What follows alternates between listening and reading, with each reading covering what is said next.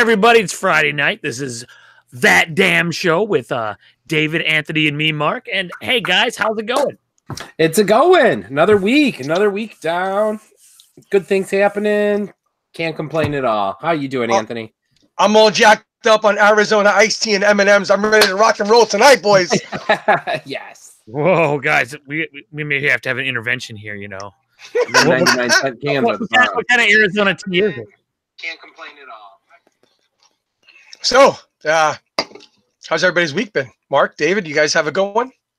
Yeah, we got a lot of snow. It's been cold. Why am I not surprised? Yeah, it's Minnesota, so it's -6 right now. So it's a little warmer than it was last night. It's a heat wave.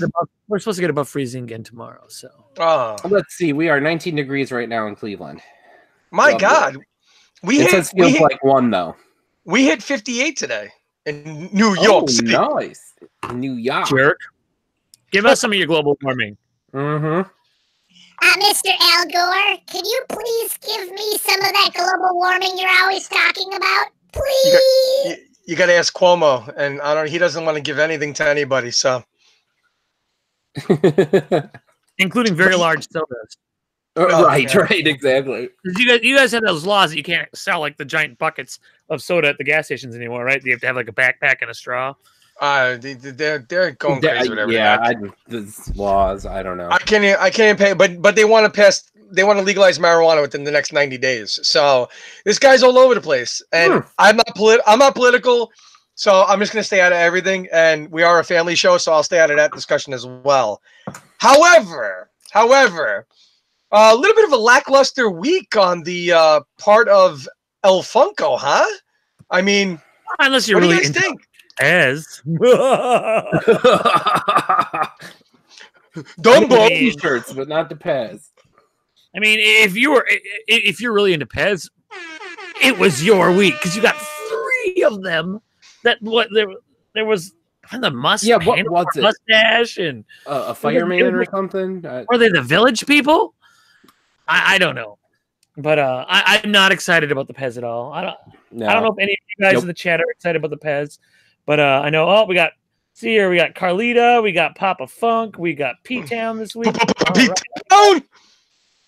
P-Town. Yeah, no, the Pez just work tonight, so will never ever do it for me. No, I got 2. I got both Batman ones, and that's all I need. And the only reason I have them is because they're Batmans. Right, of course. I mean, that's understandable. Cool this week? Get anything cool? Yeah. Well, I got my Psycho Shriner. Okay. Of the I got him whatever it's called now. And then I got a mystery box. Plastic.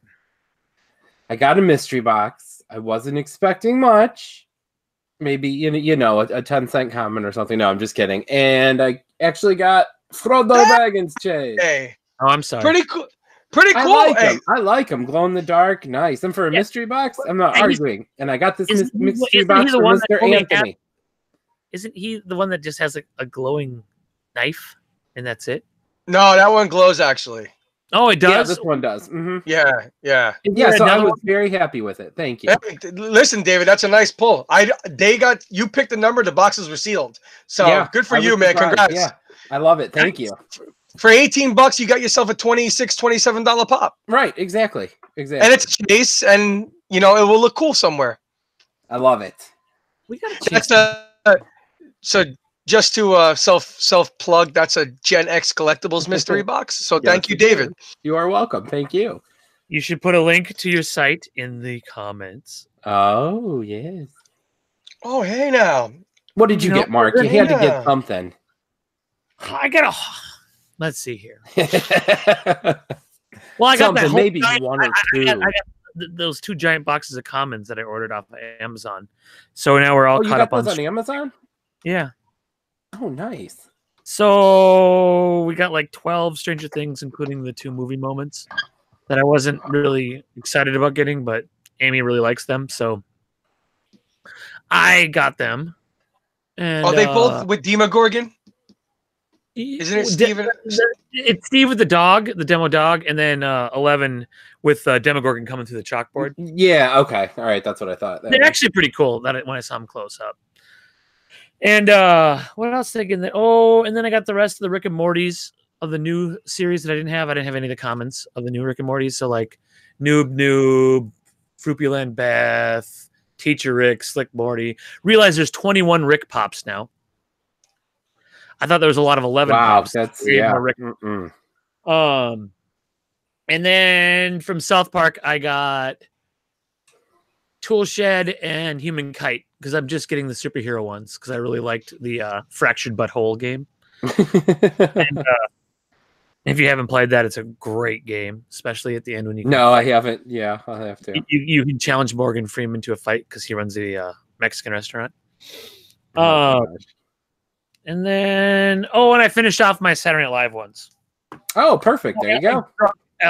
Uncle, Rosanna Dana. And I think the cheerleaders are coming next week. They were shipping slower.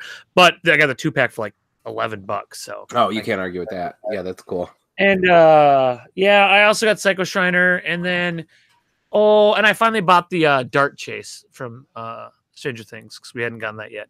So. Oh, nice. There you go. And from Batman Metal. Hey. So how does he look in person compared to, the pictures?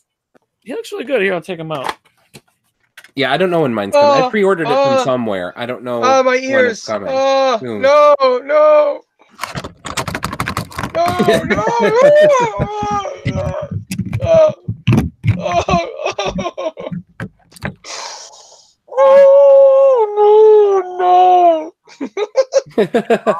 Down, kid. Put you in timeout. All right, so let's see what we got here. Here is what he looks like up close. Very nice. Yeah, no, I really like him. He's a really good looking pop. He goes very well with Dawnbreaker Batman. Dawnbreaker. Backside, please. Any back detail or no? And just the back of his trench coat. Okay. All right, that's cool. Some tails and stuff. And no, I'm currently reading these comics right now, so perfect. They're releasing these now. Now we just need to get all of the other badass ones because there's a ton that can come out from this. So, oh yeah, I hope that Doomsday one comes out. I'm just really surprised that the Batman Who Laughs didn't come in a black box like Dawnbreaker did. Yeah, you would think they would do all those in the black box. But. Yeah, but they made that smiling Batman like months ago. So yeah, that's true. But he came out the same week as Dawnbreaker Batman. There we go. Close the box up nice. We'll keep it. Now look, Anthony, it's still all nice and pristine. Yeah, but it'll go in our box graveyard. It's painted. Put them back in. Now, did I get anything else? You popped the cherry. I think I'm getting Orange Chrome Batman tomorrow finally. So yes, there you go. So what's left? Blue and green? Blue and green. Oh boy. Which I'll probably never have either of those. So. No, me neither. I wanted the green one the most, and yeah, I just can't do it. I'm not doing it. Is green your favorite color? Me or Mark? You, because you said you wanted the green one the most. I don't know. I just like the look of it. The green with the yellow on the chest, but yeah. I gotta be honestly, the red one's the dopest to me, but the blue one is really awesome. Like looking at it in person, it's just crazy. Are you looking over? Do you have it? I have every single chrome one. You have the green and the blue?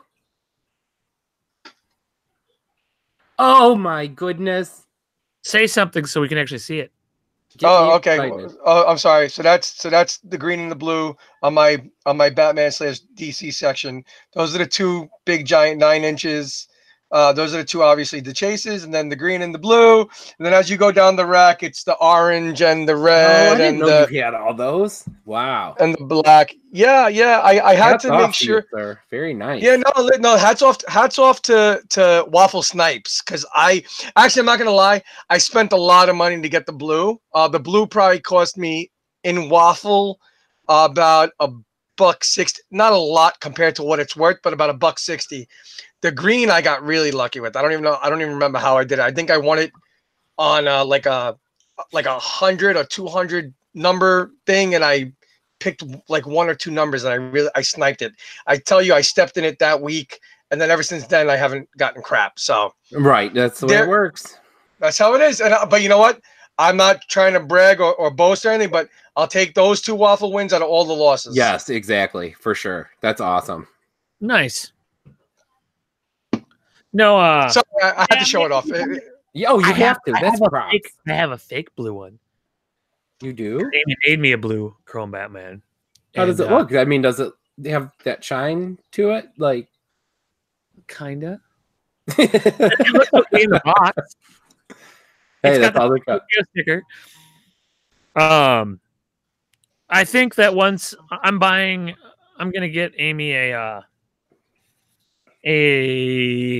airbrush gun, and then okay, nice. I'll use metallic paint, and then we can probably pull it off a little better. Yeah, definitely. Oh, that's awesome. So that's how I'll get those 2. I mean, she also made me. I have a perfect copy of the Hot Topic 144 one, or the 108. I can't remember how many is of that one. The silver and black one.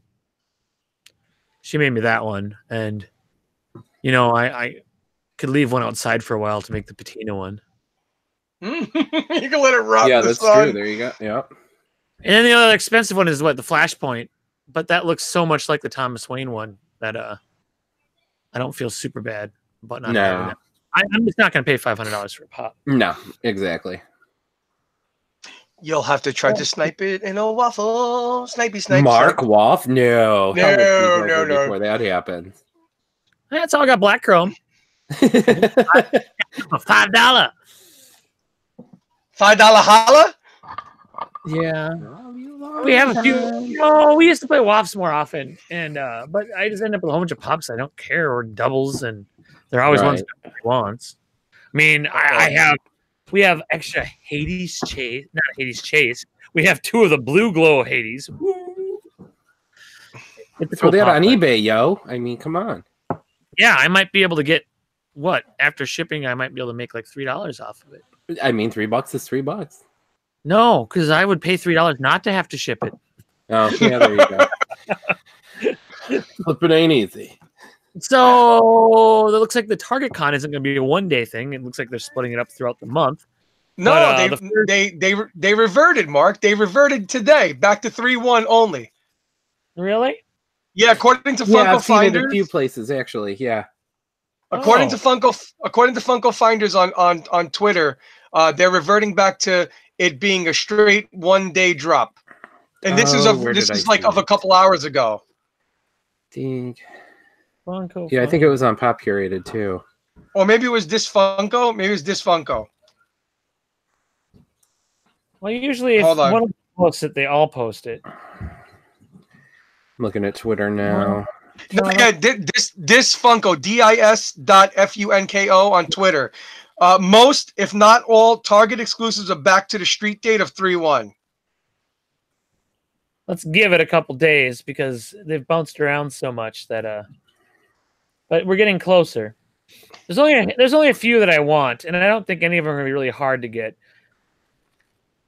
We need to get the Bombshells box. Well, we'll get 2 of those. Mm-hmm.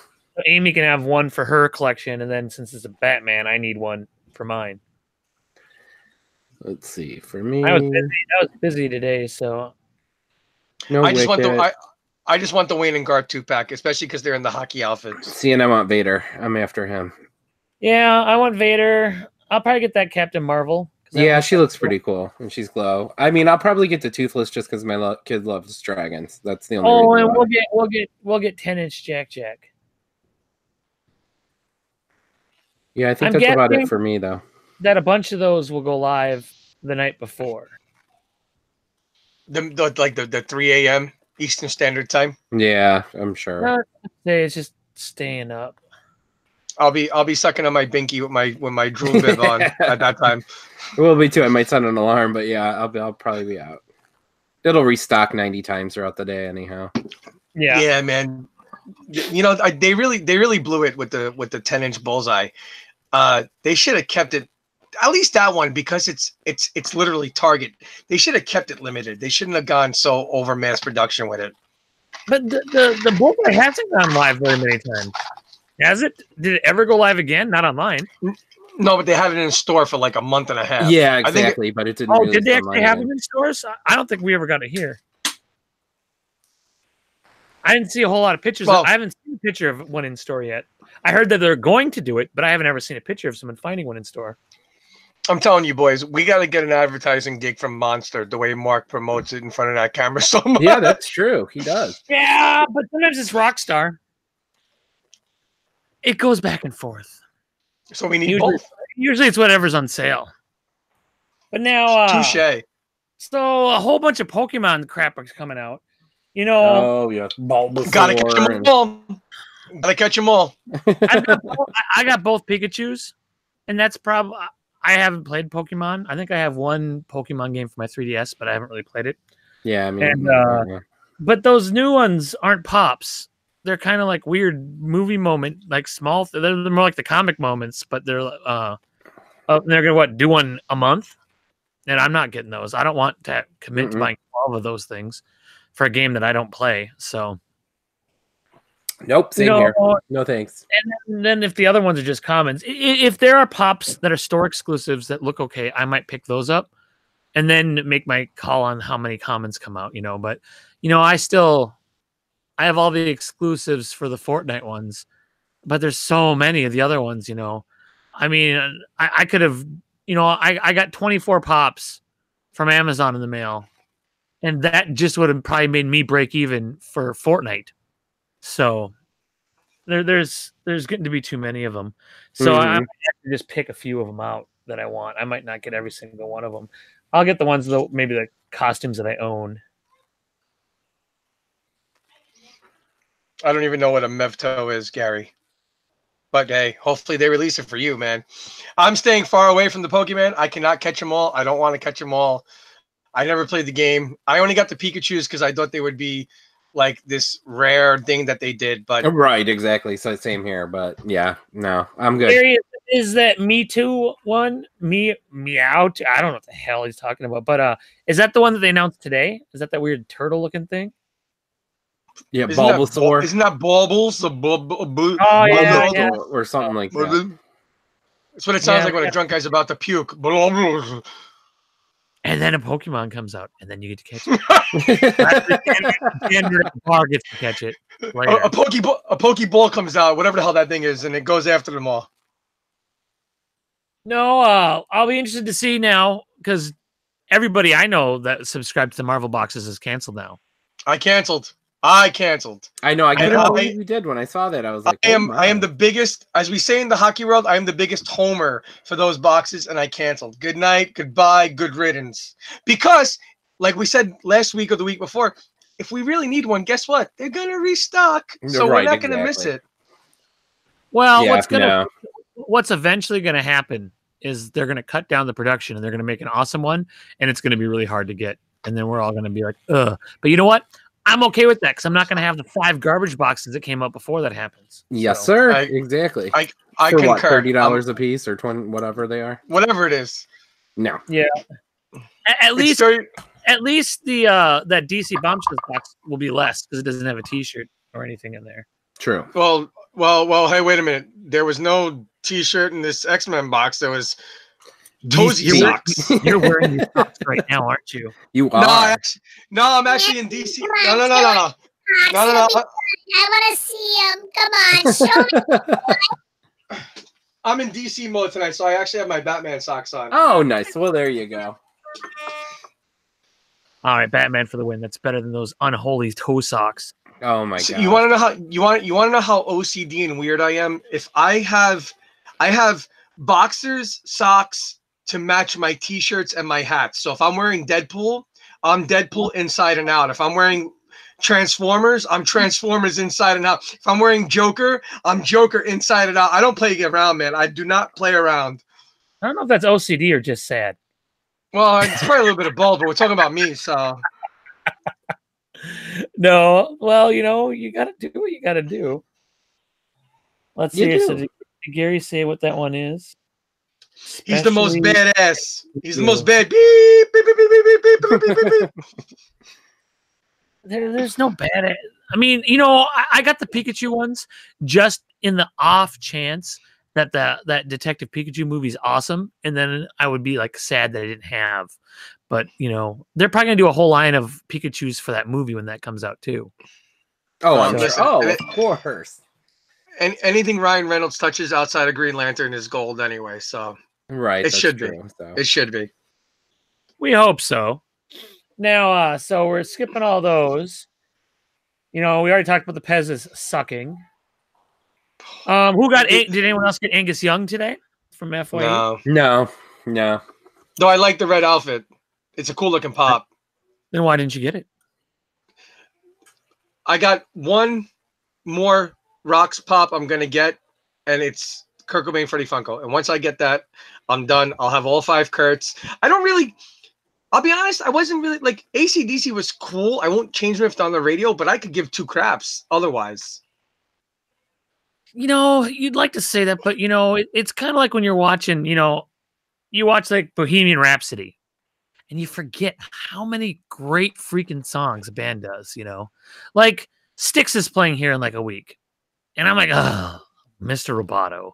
That guy, the lead singer, is just kind of looks like a weird little dude. And, I saw that behind the music. But then they have a ton of really good songs. I'm still not going to go see them. Back when they were touring with like REO Speedwagon and Def Leppard, when they had the 3 of those together, I would have saw that show if it was free.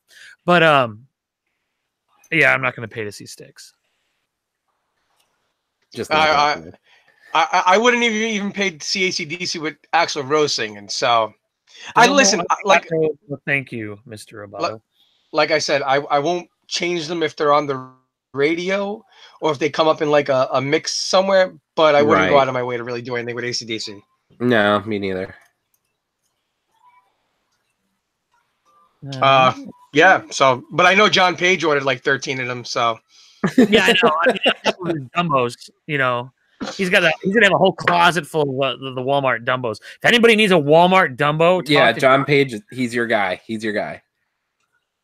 He says he told me he's only got 2, but I have a feeling that there's a multiplier he ends up getting super excited and he watches them all day on his phone, and every time they spawn up, and then he gets them shipped to the store, and then he returns them.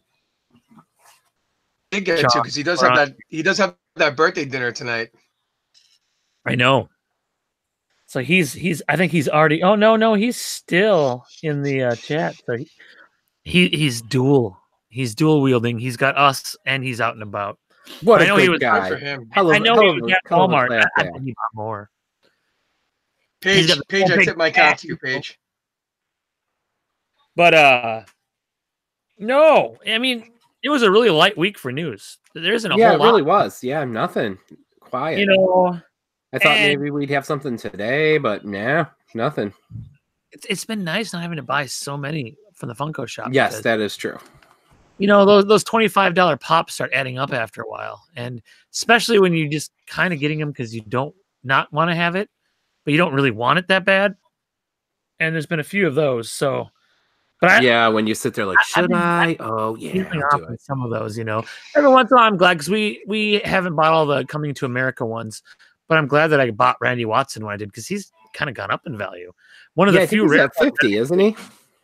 Not a lot of the pops, and he took like days to sell out. Yeah, he did. I'm really surprised by that one. Some of those ones that take a long time to sell out are the ones that end up being worth something because all of the bots and flippers are like, nope, don't want that, and then only people that buy them want them, and then those finally dry up. And then there's people that want them, and there's not 4 million of them for sale on eBay. So then the bids actually start going up.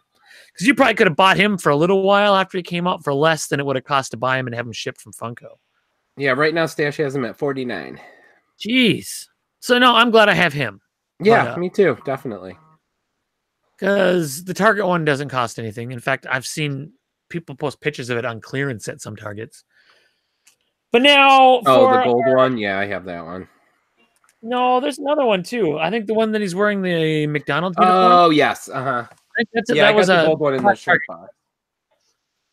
Oh God, yeah, the gold one. Yeah, that I one. have that one. That one still might be on there. It probably is. Yep. But Mr. So Spacely still? Mr. Spacely? I don't know. I don't care. Well, now I got to check. Let's see. Spacely Sprockets. Meet George Jetson. Funko Shop. Hey, we got a special guest.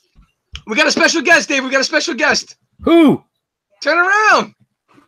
Oh, David, my turn dad. around. Yeah, I'm pretending he's not there. Hey, buddy. No, stop it. Go up to bed. No, you. Good night. Good night. Okay, good night. You should put the headphones on him. No, because then he'll be down here like all night. No. No. Oh,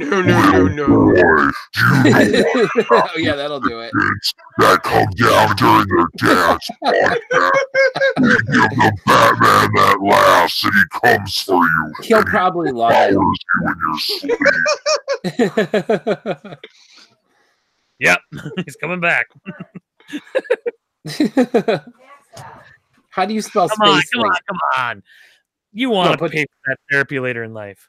I know, right? Thanks. So what's the verdict on Spacely Sprockets? I'm looking. I can't. Oh, he's getting kid drunk back there. Oh, yep. He's still in the shop. $15. Yeah, he's still available. Unbelievable. He looks a little bit, at least in this light, he looks a little bit like Dewey from Malcolm in the Middle. My kid. Go upstairs. Go. He's getting kid drunk. Yeah, he's gonna vomit all over that floor. Max, go. Come on. Please. Come on. Look at this. Look, we're getting a full. You and we will devour your soul. Come on.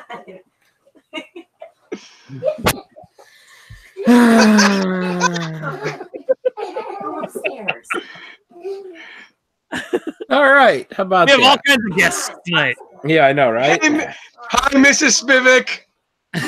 We haven't even seen the cat yet. I mean, this is a regular I mosh. feel like lock myself in the basement. Dude, upstairs. Now. You know the rules. Come on. I only ask for Friday nights. That's all I ask for. Hey, me too. Me too. I know, Give me right? Friday. Leave me alone. I'm just waiting for the night that one of the kids comes down and we can see them climbing the Destiny sign in the back, and then it falls off the wall. Oh, that would be it. Yeah, you'd hear it like a shotgun blast after that. It'd be game over. You don't touch the Destiny area, especially now with my new dolls on there.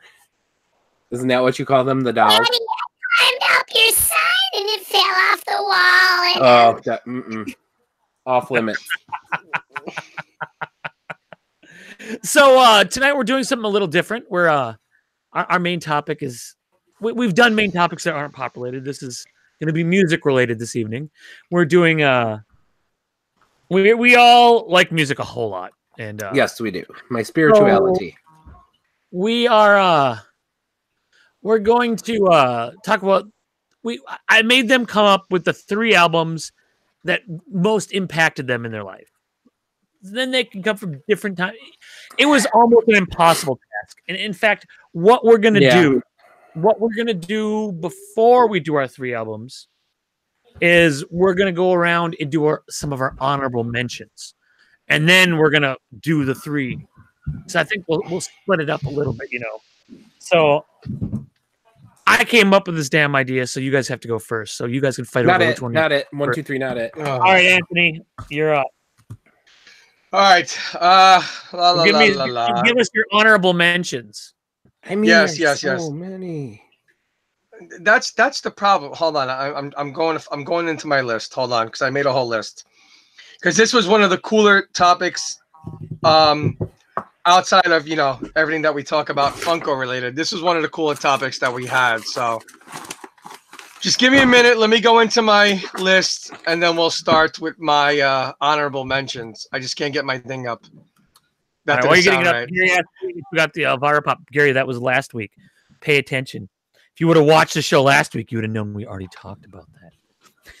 Yes, we All right. did. All right. Well, I guess I'll give an. stay on task. Well, Anthony, okay, never mind. He's got it. He's on it.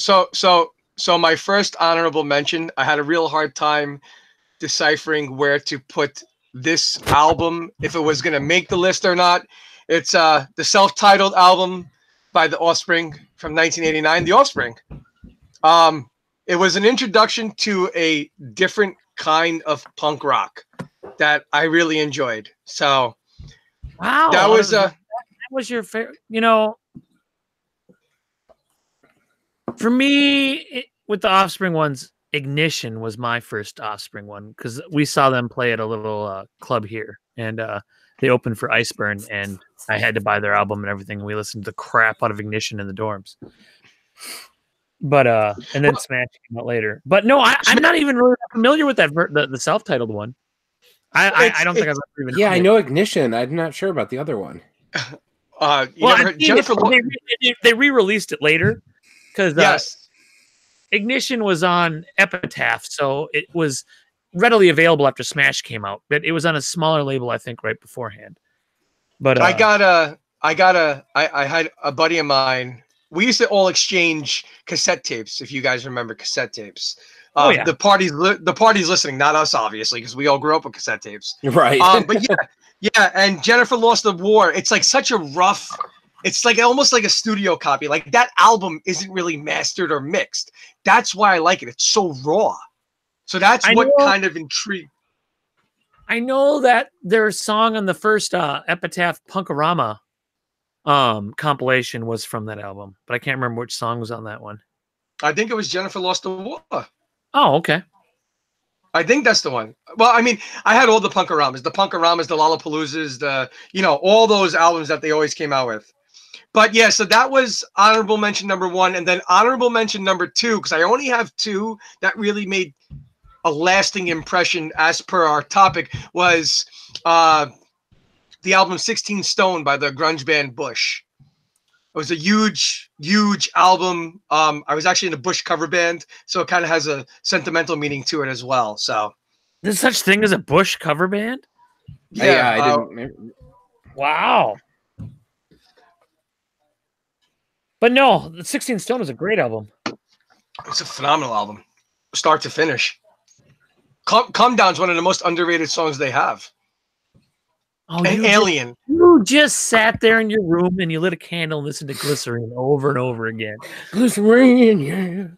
No, but I actually took my acoustic outside a girl's house once, and I actually acoustic sang Glycerine out her window to try to get her to like me.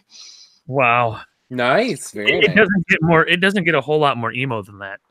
Oh, please. I was emo. That was like the era that really just engulfed me for a little while. But there's nothing that I can really like. Maybe Hawthorne Heights or Highos for Lovers. How much do you want to bet he had eyeshadow on when he did it?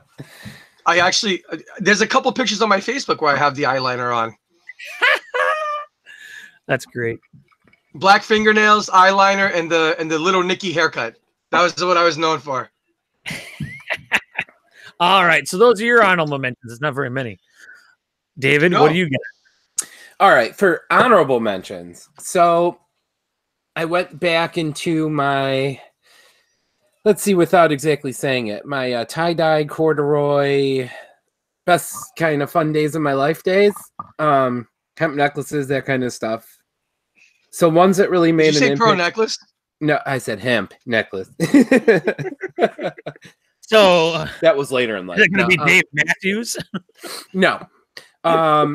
So really one that was big for me that I followed a lot back in those days and is an honorable mention to me was The Doors, especially the album just The Doors with the crystal ship on it.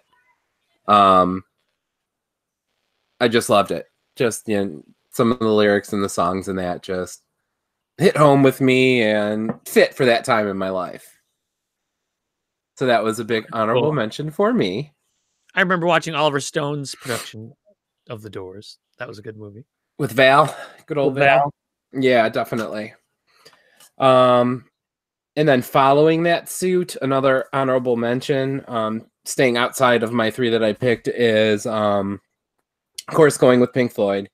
but not The Wall or Dark Side of the Moon. I loved Momentary Lapse of Reason.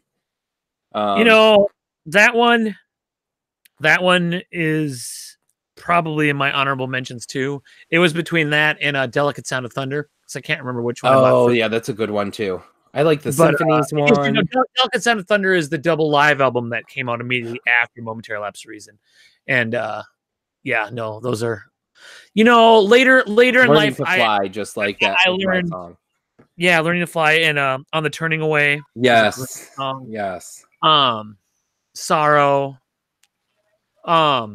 Later, you know, I started liking when I needed a little more Roger Waters in with my Pink Floyd, but when I first started, Momentary Lapse of Reason was a great album. Yes, I remember definitely. that was like maybe 6th or 7th grade, maybe 7th grade that came out. But yeah, no, that was great. You know, and it wasn't the main, like everybody like, oh, Dark Side of the Moon or Wish You Were Here or all that. Like, you know, it was one of the other ones that they have. Yep. So do you have any other honorable mentions? I mean, I could go all night on honorable mentions. I've got a stack here. So all right. I would say one that you guys probably don't even know. Like I went in phases, different kinds of musics at times, but what really got me into, I went in for a long time more of the ambient, chill kind of electronic stuff. The band's name is Air, and the album is Moon Safari. I've heard of Air before. Yeah, they did Virgin Suicide soundtrack and stuff like that, but Moon Safari on that, it was very chill, it was different, had good rhythm to it, and that kind of opened the door to me for the whole ambient kind of chill electronica kind of phase that I went to. Did they do the full soundtrack for it or just some songs on it? No, they did the full soundtrack for Virgin Suicides. They must have been friends with Sofia Coppola, because I think she's the one that directed that one. Yes, she did. She was very, very trendy back then, so. Yeah, their original stuff though. I mean, they're, you know, a lot of them are French. Like the name, one of the good songs is La Femme d'Argent, but I mean, it's just really cool. So that's a very honorable mention for me. Check out David Jacques over here pumping out the French. The French, Français, oui, oui, oui, oui. Parlez-vous français? No. All right, I guess I mean, since we're going, I'll do one more honorable mention. All right. You know, there was that crazy time in your life, that crazy music where you just wanted to go out and face the world. You guys will love this one. Lords of Acid. He's going to just say that all he did for 1 year is listen to Crazy Town by Butterfly by Crazy Town. Hey, that's a good one. Come, my lady. Come, my lady. Yeah, I was just going to sing the rest of the song. I won't, though.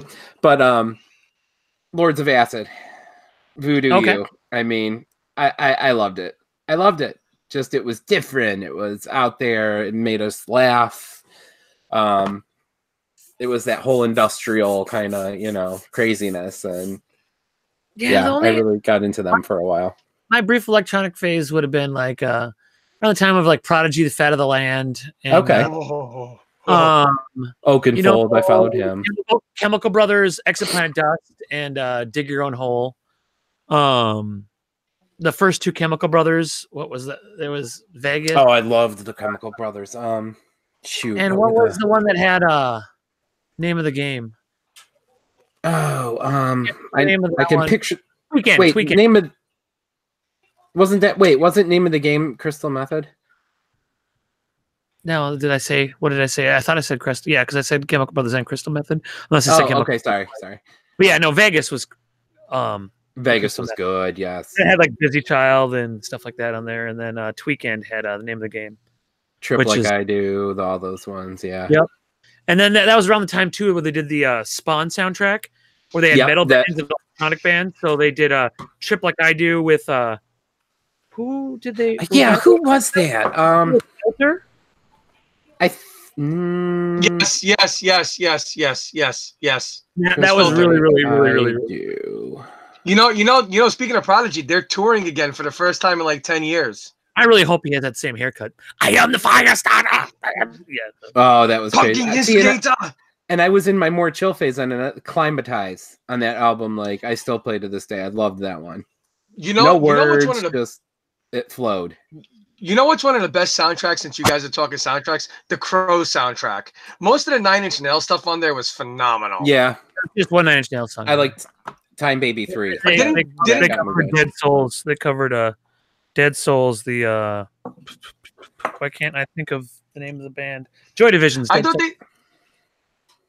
they did 2 or 3 songs on it, or maybe No. Trent had some type of. No, it was just that one. No, because then there was like The Cure. Yeah, there was Temple Pilot. Medicine. There was there were Stone Well, Stone Temple Pilots was on there. That was Oh, yeah, when I was, like, big empty. super Nine Inch Nails. I saw them live almost right after that came out because they did that soundtrack, and then of course they did. Well, they had several songs on the Natural Born Killers movie, but they only had one song on the soundtrack, which was "Burn" for Natural Born Killers. But yeah, because we saw them on the first leg of the Downward Spiral tour with Marilyn Manson and Hole, and that was one hell of a show. That was back when Trent said, "Hey, don't release that first metal album because it's dumb," and they released that, and that was what they were supporting when we saw them on tour. So they weren't weird, electronic, or anything. They were just a bad metal band. That's a crazy lineup.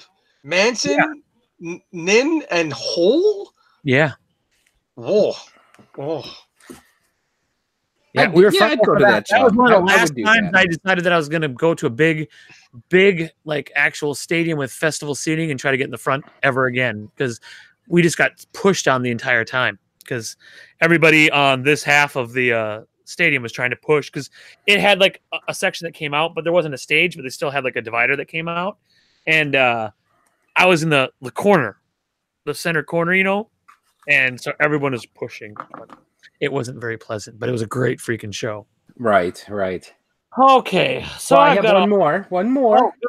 All right, you do. Yours. So my last honorable mention was, like you just said, like a concert. Like we have Blossom here in Ohio. It's a huge outdoor stage and all that. They had like Buzzard Fest here and all that. And the first time I really went, 311.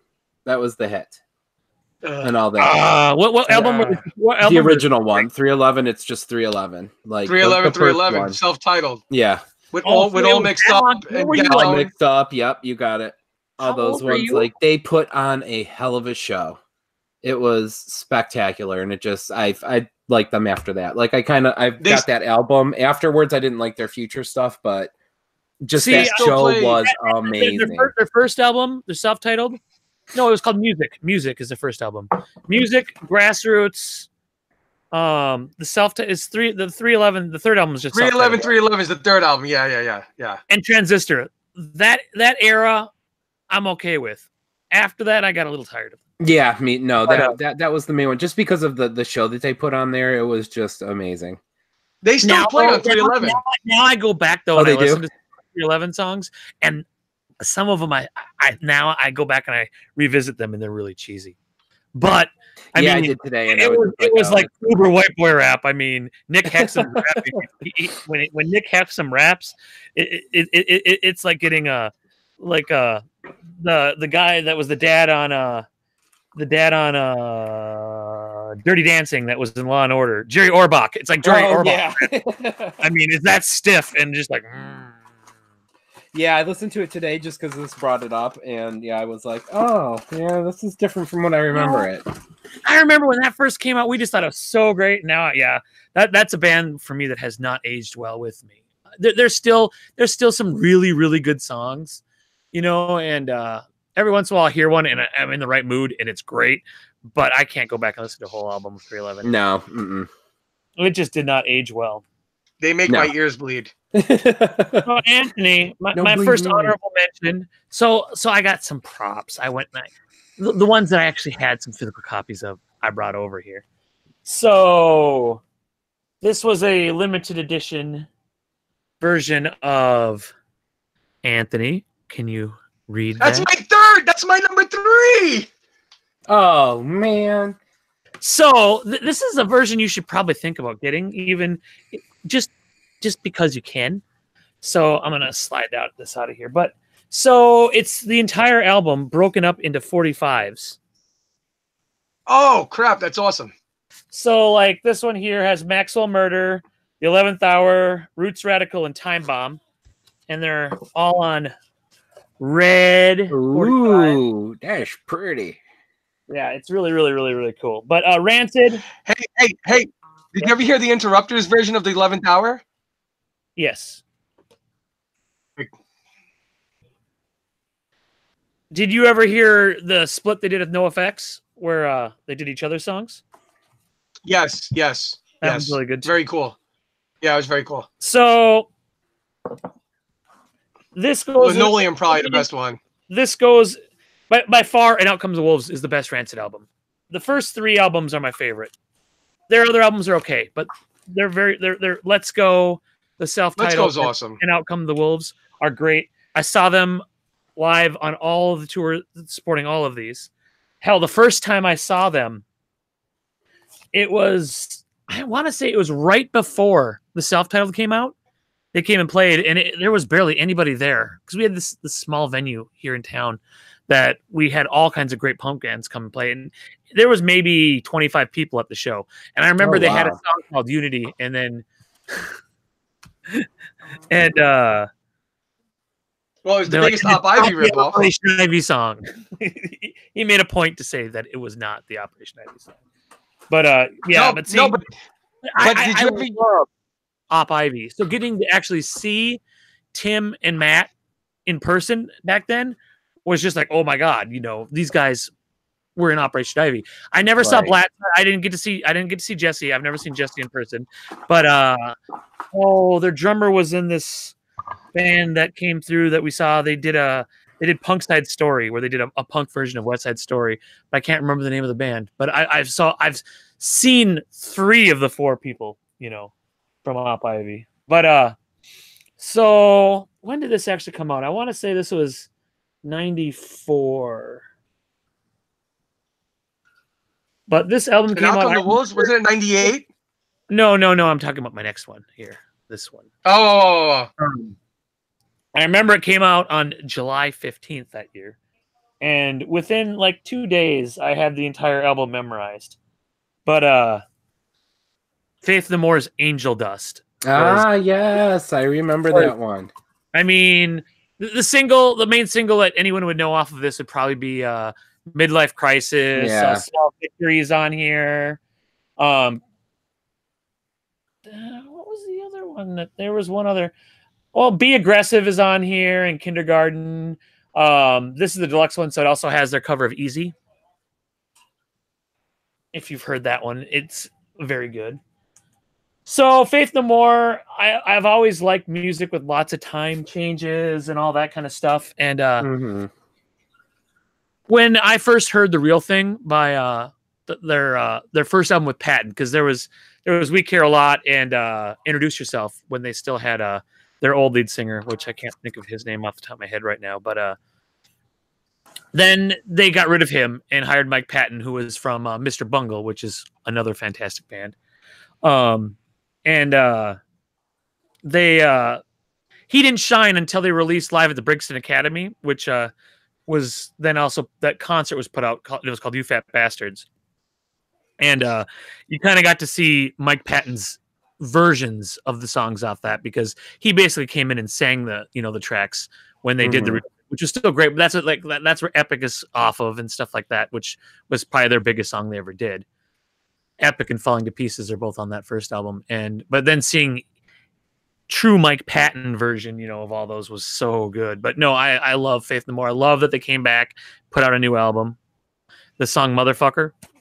It's great. A song. It's allowed. It's fine. I know. All right. So in my honorable mentions pile, okay, I know Anthony doesn't like these guys, but they're great. But there's an album that kind of turned metal on its head back in I probably early love it. 2000s. Let's see. And it was White Pony by the Deftones. This is a fantastic album. Listen, there's one song by the Deftones that blows me away. Root is their best song. It's an awesome song. I mean, have you heard Passenger with Maynard? Yeah. And you don't like that? I hate that guy. No. Well, I don't like Maynard as a person, but that song.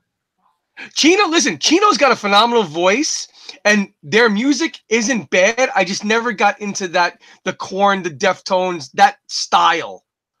Don't ever put Korn and Deftones in the same sentence again, or I'll punch you. But they're the same exact thing. No. One has talent, and the other one is. Yeah, Korn was not. I never got into Korn. Looks like people that. I mean, it was just people that were future Insane Clown Posse fans. Great UFO Malenko pants. was wonderful album. Do not go there. Which one? Great Malenko. Is that a Korn album? No, that's a Insane Clown Posse album.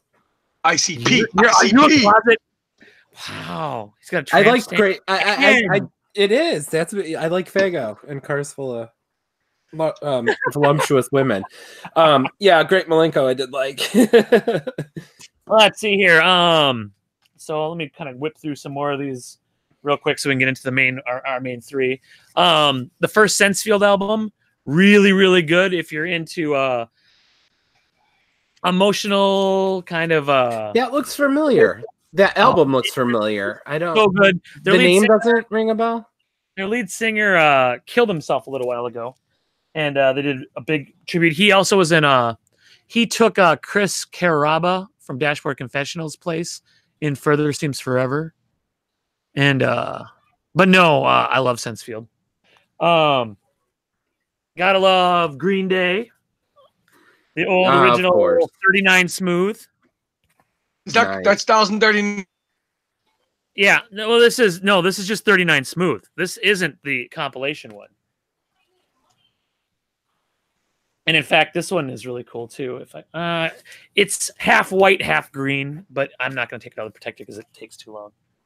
But no, they did a reissue, and it actually because 1039 Smooth Out Slappy Happy Hours was this album in two 45s or 233s, and they sold it in its original form where it came with this, and it came with both of the 7 inches. So it came with this one. It came with the Happy Slappy EP, and then one of the other ones. They did the same thing with Kerplunk. Yeah, yeah. Oh, I love Kerplunk. Kerplunk. And then Sugar Copper Blue, one of my favorite albums from the 90s. Bob Mould from Husker Du, if you've heard of them before, went on and formed Sugar, and it's just really, really good.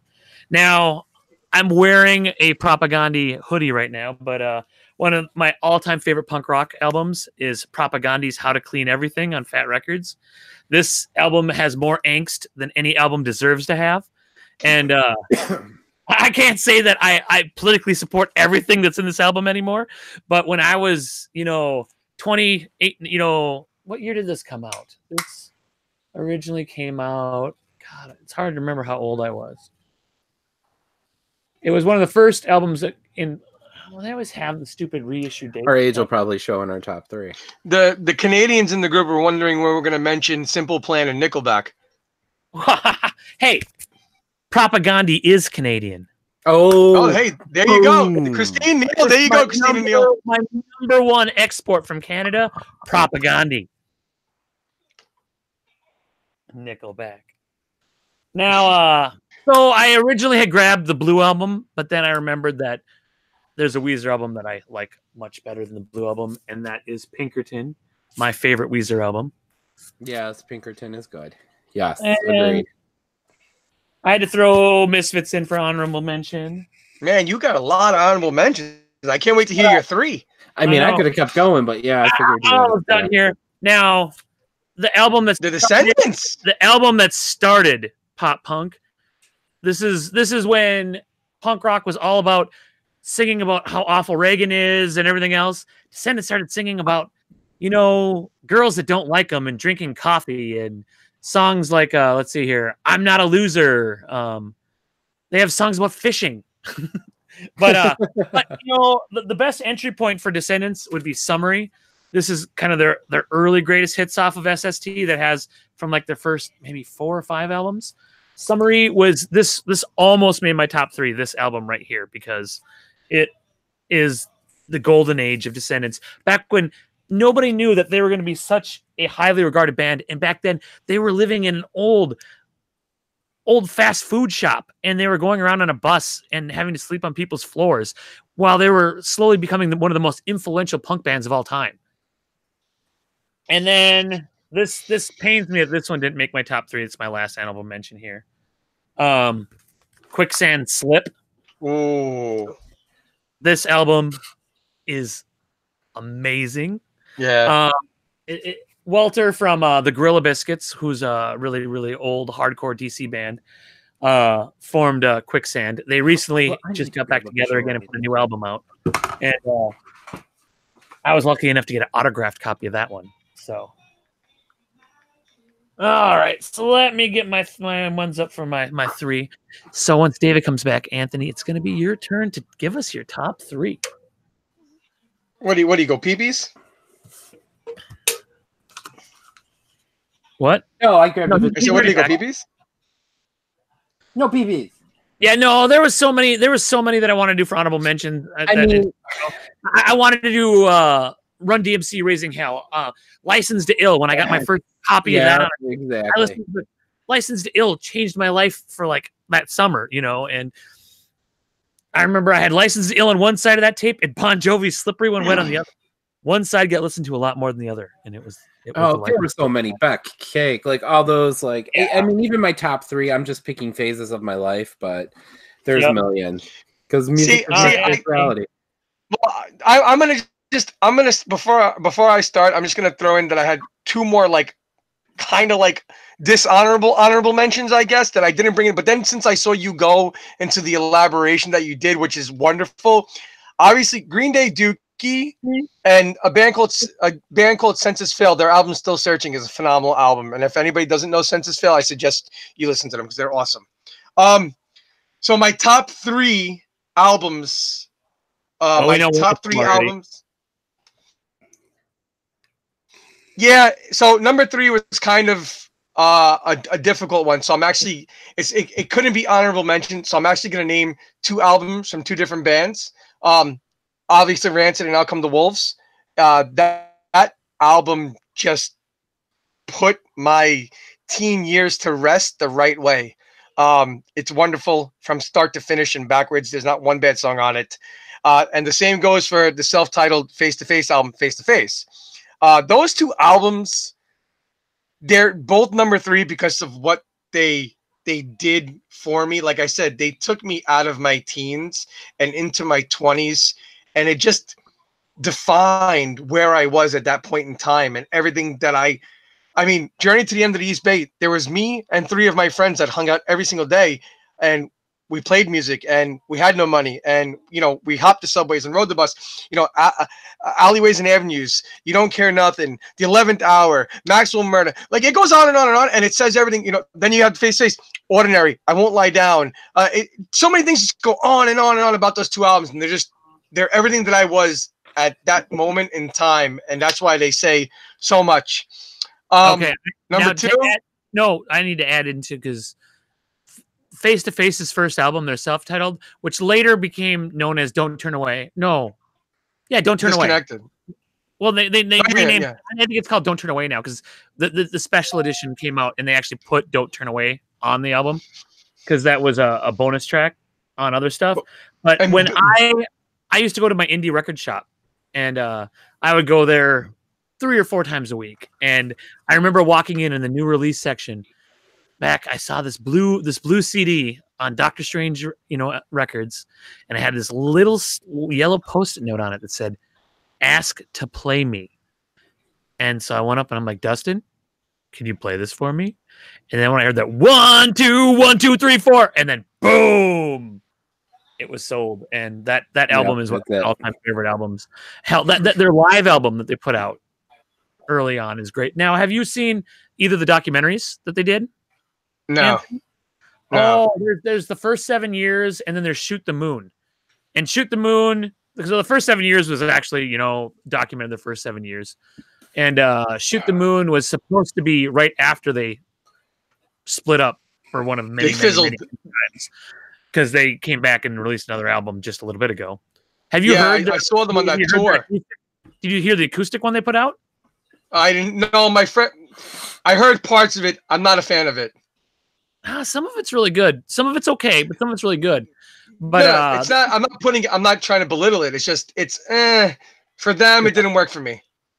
But Shoot the Moon's really, really good because it does a whole retrospective, has all their videos, and it has what was supposed to be their final concert, all on the two disc DVD. It's well worth picking up. Not expensive. They're playing 4 nights in New York next month. You know, they don't play the East Coast often, if at all. And I saw them. I want to say I think it was 2 years ago at a small club in Brooklyn, and it might be one of the best shows I ever went to. I saw them 3 times supporting their first album. Wow. Yeah. Nice. It just a little tiny place. A room that's not much bigger than the room I'm sitting in the first time I saw them. Oh, it sounds like this Club Tramps I used to go to in Manhattan. That's why I saw Goldfinger there. I saw a lot of bands there. Yeah, but those 2 punk bands are a big reason why I stayed involved in punk, and they were a big reason. They were big, like 96. I just graduated high school, and that's when Face to Face released the self-titled, and it was just that summer and everything about that year and everything about that album. It brings back a lot, and when seeing them live and performing those songs with gray hair and big fat bellies is even better. So, that's unfortunately I had to do 2 for 1 with number 3 because I could not pick which one I liked more. Number two, we're gonna go way back. We're gonna go back to when I used to dance around my house with a wiffle ball bat playing air guitar. Probably one of. Yes, my Footloose memories in my underwear and my white tube socks skidding across the living room. Guns N' Roses' Appetite for Destruction. Yes, there we go. What cannot be said about every damn song on the? I mean, just the way it starts with Jungle and everything that just powers into that intro of that song just dictates what that album is, and that album is. They were destined for greatness because there's never been a song more ready and apparent that has to be played in a giant stadium than Paradise City. I mean that song was made to be played for 20,000 people. Right, exactly. Yeah, it was, and it was an amazing one. I mean, if you ever seen Can't Hardly Wait, the one point in that movie where they play that song is just hilarious, and it speaks in volumes too. And then the whole. Oh, absolutely. The whole Slash and his hatred of Sweet Child, but probably one of the best love ballads of all time. Like, there's just so much about that album. Night Train, Mr. Brownstone, My Michelle. Yeah, everything. The only album that I think can match up, in my opinion, in my musical preference and my taste and appreciation, there's only one more album that can match up 1 through, I think it's 12 or 13, whatever it is. I can't remember off the top of my head. There's only one other album to me that matches up song for song, greatness for greatness. And my number one, by my number one band in my life, Nirvana Nevermind. It is a godsend. Kurt Cobain was the Jesus Christ of that time frame for what, yes, he ripped off the Pixies, but what he started and what he made the 90s to, he took but perfected. Just, it was everything that every teenager in my teenage years wanted to just destroy. That angst, that anger, that fire that Kurt had, that screech and that whine and that scream, and the power behind songs like Lithium, and Teen Spirit was just as mainstream as it was phenomenal. Aneurysm, Lounge Act, Drain You. I get chills thinking about it because the fun that I had listening to that album and the times of my life, even though I was young, I was very young. I still had the most amazing times listening to that album and being made the person that I am today, because I still reflect back on Kurt Cobain's lyrics. I'm a big person, and everything he spoke about in his songs. I mean, even Bleach was a phenomenal album, but Nevermind is what made it, because I was at the age where I could finally decide for myself what I liked and didn't like, and I loved Nirvana. Well, it was a great album. I remember how happy I was when the Lithium Tape single came out, because the Lithium Tape single actually had the lyrics for the entire album in there. So I put a whole bunch of arguments to rest on what some of the words were on the album Nevermind. But I remember, so whenever I'd open up my Nevermind album, if you open up the book, then all of a sudden it would fall out and it was the actual folded up tape sleeve from the Lithium single. Because talk about one effed up individual who was just totally on. I mean, he burning from both ends, and the spotlight shined at him on just the right time, because it was one of those, like, the clouds opened up, gave us Kurt Cobain for 10 seconds, and then he was gone. Yep. And, yeah, exactly. And if it was any other 10 seconds of his life, he wouldn't have gone anywhere. But it was just, talk about being at the right place at the right time. 1991, the year punk broke, and Nirvana, it was all Nirvana that did it, because I remember I saw them live the first time when they were supporting the Bleach album. And then I had Nevermind for quite a while before it got popular. And I remember I'd always bring my Discman with me to class, and I had that CD, and a bunch of people would always make fun of me for having the Naked Baby CD, and then they soon all owned it. And we all did. Everybody in there, every high school kid, except maybe down in like Texas or somewhere, where they were still listening to like albums and stuff, But I mean, it was the only other one that I can ever remember having that I had for a long time and nobody understood, and then it blew up, and then everybody had it, was the first Rage Against the Machine album. Was the same way too. Yeah. But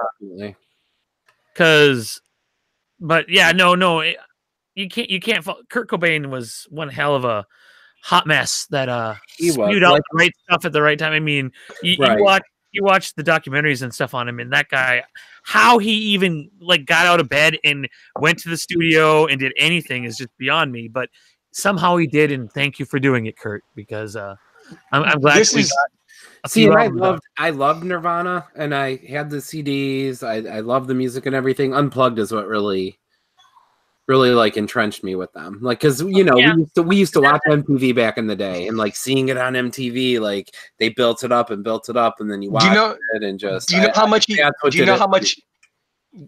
much he hated being there that day? How much he did not want to do that? I remember hearing that. He was miserable. He did it, but it was a masterpiece. Miserable all the time. He was not a happy guy. No. He was between, what do you have, Crohn's or colitis? I don't remember which. Between the stomach issues, the heroin addiction, the fame, all that. His childhood sucked, and then he meets that psychopath Courtney, and that really didn't. You saw the Dallas and Bleach documentary, Mark? Yeah, that really made me wonder. So, Mark froze. Did I freeze? David, did you freeze? No, Mark. Look, his face is frozen into a half smile. I'm for those of you that this is how much I love Nirvana. You see that? No, pull it back. See that? Oh yeah, I see it. Okay. Yep. You see that? Yeah, nice. that's their smiley face logo imprinted on me forever. So they are the reason I played. Kurt Cobain is the reason I picked up a guitar. Dave Grohl is the reason I picked up drumsticks.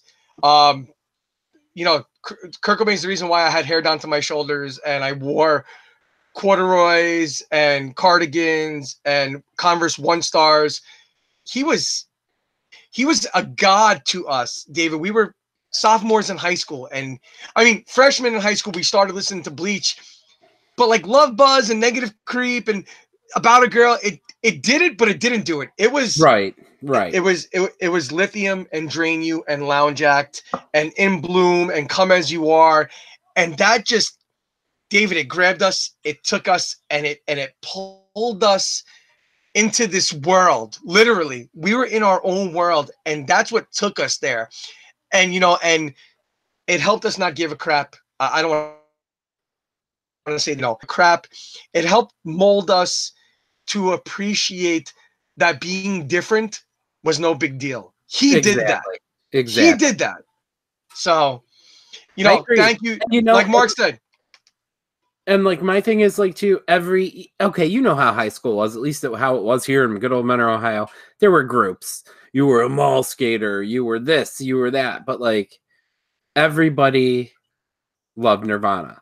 Like for me, I was the tie-dye wearing Pink Floyd, Grateful Dead, hippie, pot smoker, and that, but yet, and Nirvana I loved and made a difference in my life. Am I the only one here? Oh, looks like I'm the only one here. I'm going to be like Garth and just freeze up. Is my head going to explode? Like, all right, I would get to my 3, but it looks like Anthony's head's frozen. We lost Mark. Yeah. I can't see the chat, so can't get any questions. Let me ask the fellas if they're coming back.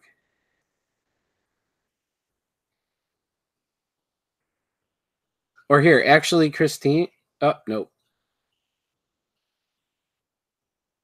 Am I the only one here? Am I the only one on right now? Yeah, it's going to totally be like if I'm the only one on, it's going to be like Scanners. Just like Wayne's World, like I'm just going to sit there and shake and my head's going to explode. You leave the drunk guy on by himself and these dudes just vanish.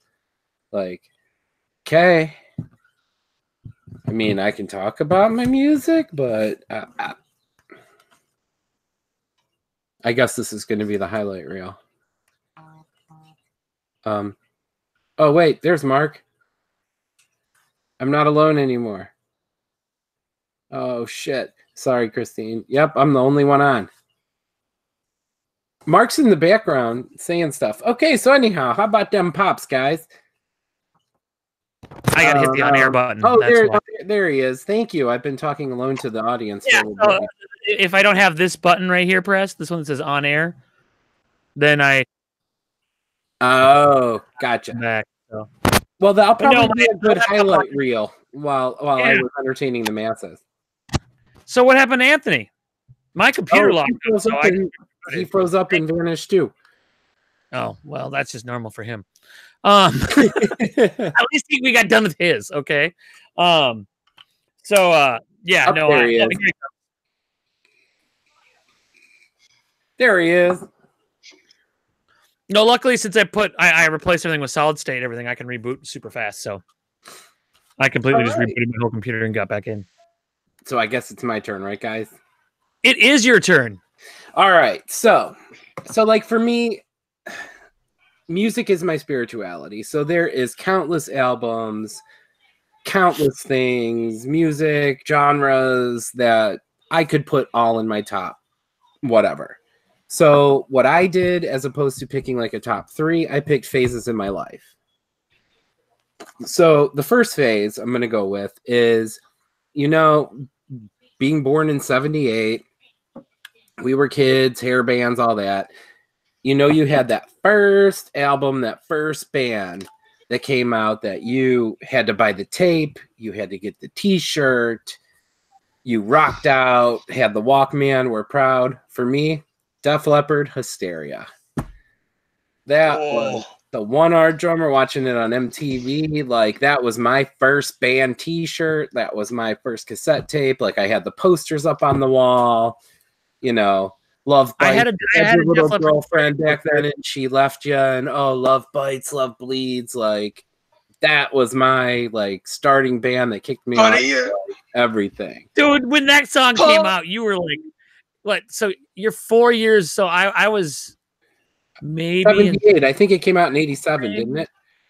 I might have been in 7th grade when that came out. So you would have been in 3rd grade. Love Bites doesn't hit in 3rd grade. Maybe I was a little bit old, but still. But that was the first one for me.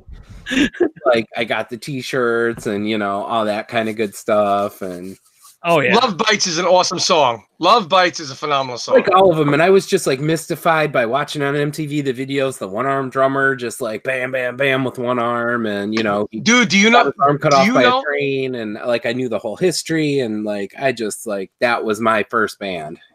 Do you know that he? Oh, go ahead. No, I was gonna say, do you know that the drummer from Def Leppard is actually this amazing artist? He paints phenomenally. No, I didn't know that. Yeah, yeah. Does he do it with his feet? You ever see that movie, My Left Foot? Still has one good hand. That's what she said. I always used to joke that they would tell him that he's playing drums. Like, yeah, just hit these pedals and hit the one stick. And then there was like another guy behind a curtain actually playing the drums. Yeah, David, really job. You opened up you brought some life back into the chat room with Def Leppard, man. I'm gonna start pouring some sugar on everybody. Number 2 does it too. All right, so number 2. All right, this takes me back. Was phase in my life, junior high days. You know, when we all like had a little party in so and so's basement, and we were all sneaking beer and doing all that stuff and having a great time. What was popular back then? What was everybody into?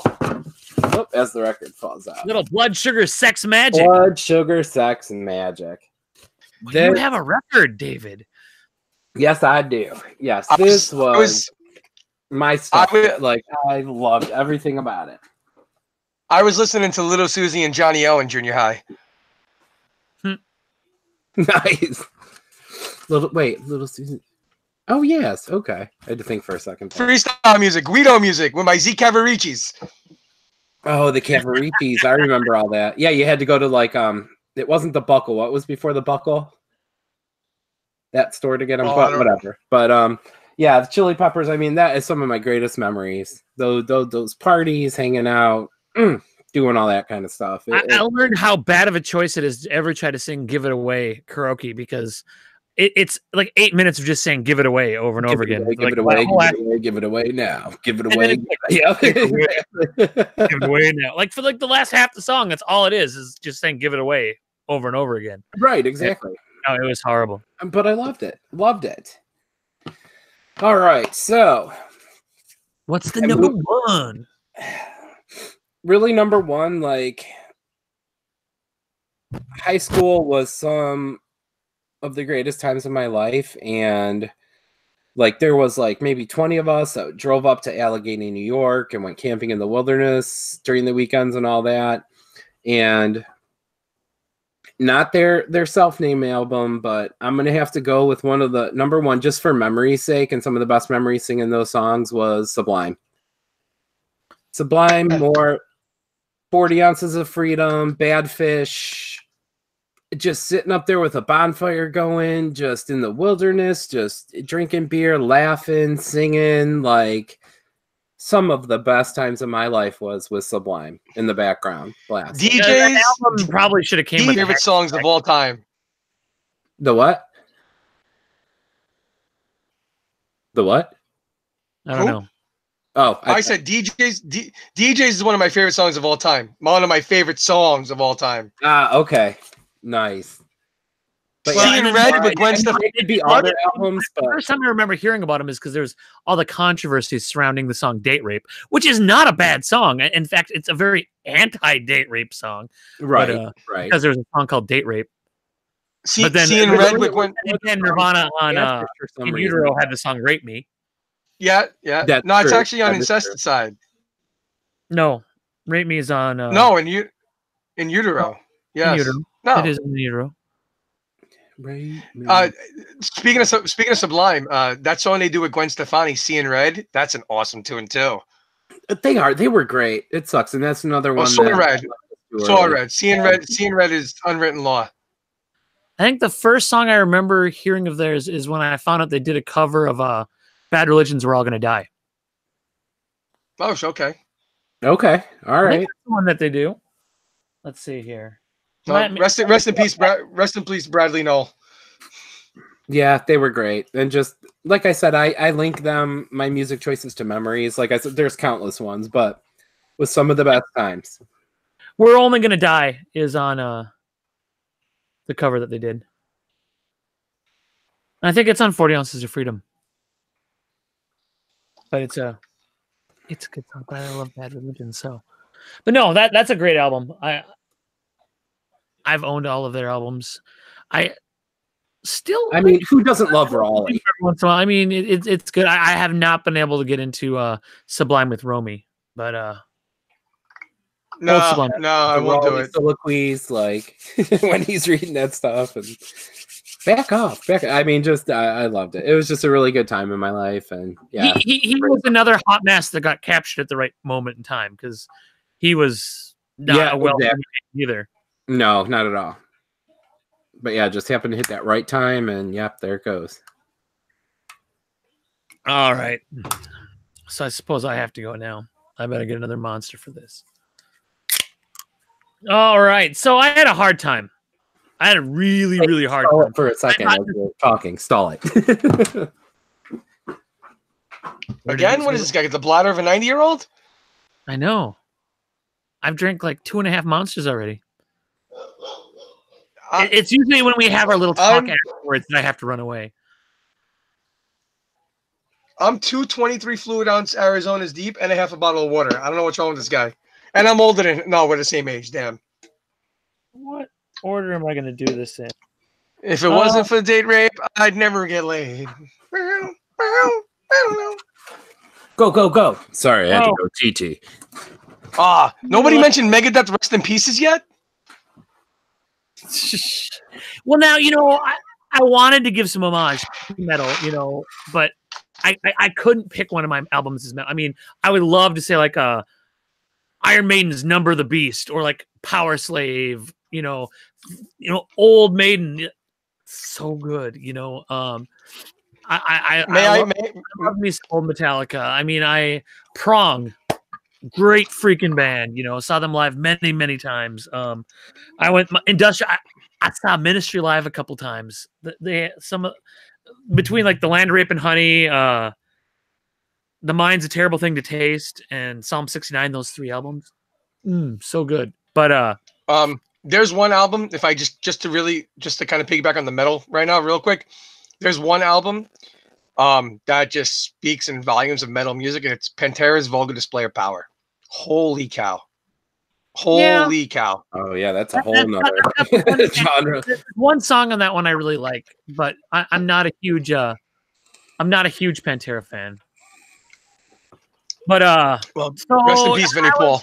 I went down, I kept thinking, I'm like, where do I want to start? I mean, like the first album I remember in my life ever being absolutely in love with was In Excess Kick, but I couldn't have that be one of my top 3 albums, What? Why not? Because my first one, I wanted to the album that Devil inside. Devil inside. Every single one of us. Every single one of us. The devil inside. We are the band In Excess, and we have come for your children. Okay.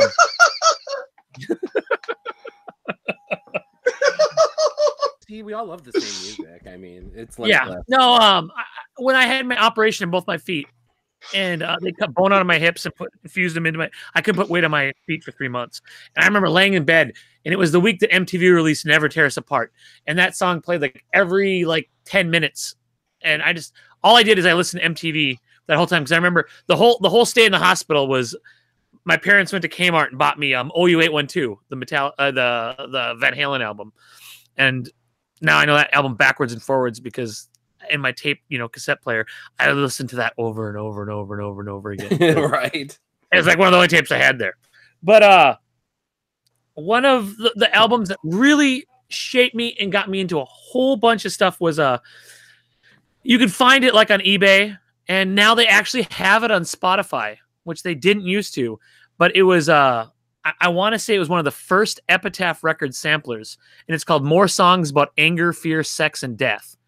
And it was right after the newest Bad Religion album would have been Generator.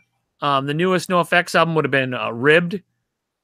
So it's got like 6 or 7 Bad Religion songs, like 5 NoFX songs. It's got albums off the first Pennywise, the first Dag Nasty. It's got old L7. I mean, it is I listened to the whole thing again today because I finally went and bought it again on eBay and bought the CD. But I got that, and that was the first thing I ever owned with NoFX, Bad Religion, Pennywise, all those bands.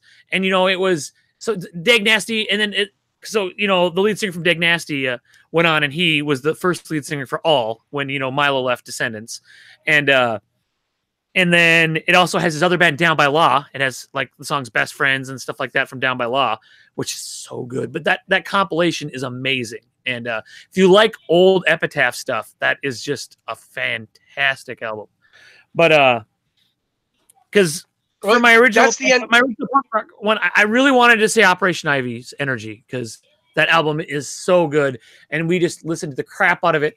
And I remember we went to a youth convention in Dallas, and I ran into some people that were from Berkeley. I'm like, dude, you guys must get to see Operation Ivy all the time. And like, nope, they broke up, and I was really sad. But like old look. They broke up and made Rancid. Well, yeah, but Rancid was several years later, though. Yeah. 4 or 5 years. And because it was back, I watched a documentary on them too. Oh, it's the East Bay Punk Story. That documentary is awesome, by the way. Because it was talking about how Tim Armstrong was just all messed up and super bad alcoholic and all this other stuff. And then he got all cleaned up, and then they formed Rancid. And that's how he got Matt to come back and do it with him. And then Lars, who then later joined Rancid, I think on And Out Come the Wolves was his first album. He was a big hot mess too, and they got him all cleaned up, and now they're all now Tim Armstrong he looks like he's from Duck Dynasty now. But yeah, he's bald. He's bald with a beard. But Lars was on Let's Go. Was he? Lars is part of Salvation. Is he? I think he's so. not in the video. The first video was the Roots of Radical that I remember seeing Lars in. He maybe played with it, but I don't think he recorded Let's Go. Because I don't remember seeing him until I saw them on the And Out Come the Wolves tour. But I'd have to go find one of my albums. But hang on a second here. I can figure this out real fast. Well, I'm gonna go on the wiki. That's what I'm doing too. Yeah, no, Lars Fredrickson, guitar, vocals, lead vocals. Oh, on St. Mary. On St. Mary. Maybe he's just doing the lead vocals on St. Mary. No, he was in it, and he was part of Let's Go. Let's see here. So Lars joined in '94. Lars and Let's Go was released in '94. So yeah. Let me see if I click on the Let's Go. It lists the actual band members on this one. It says after Rancid hired second guitarist Lars Fredrickson, they returned to the studio in October '93, and that's when they began working on this album. Yep. So he didn't write anything on it because Tim and Matt wrote the whole album, but they must have picked him up with that. Right. So. Yep, you're right. He was another big reason why. Yes, I went with Rancid because of Op Ivy. I mean, listen, I agree with you wholeheartedly. That Energy is a phenomenal album. Op Ivy was a phenomenal band. When Rancid, I loved Hyena, but Lars made Rancid. It gave them that edge that really drew me to them. But anyway, I'll let you continue. I'm sorry. That's a big band of mine. All right, so more songs about anger, fear, sex, and death. Great album, great name of a comp album too, because that is what all the songs are about on that album. But that was the first time that So I mean, you're a big Bad Religion fan, aren't you, Anthony? No, I'm not as big as you and Paige. Okay, well, I mean, for instance, some of the Bad Religion songs that are on there, Atomic Garden's on there, No Control, Anesthesia, Faith Alone, I Want to Conquer the World.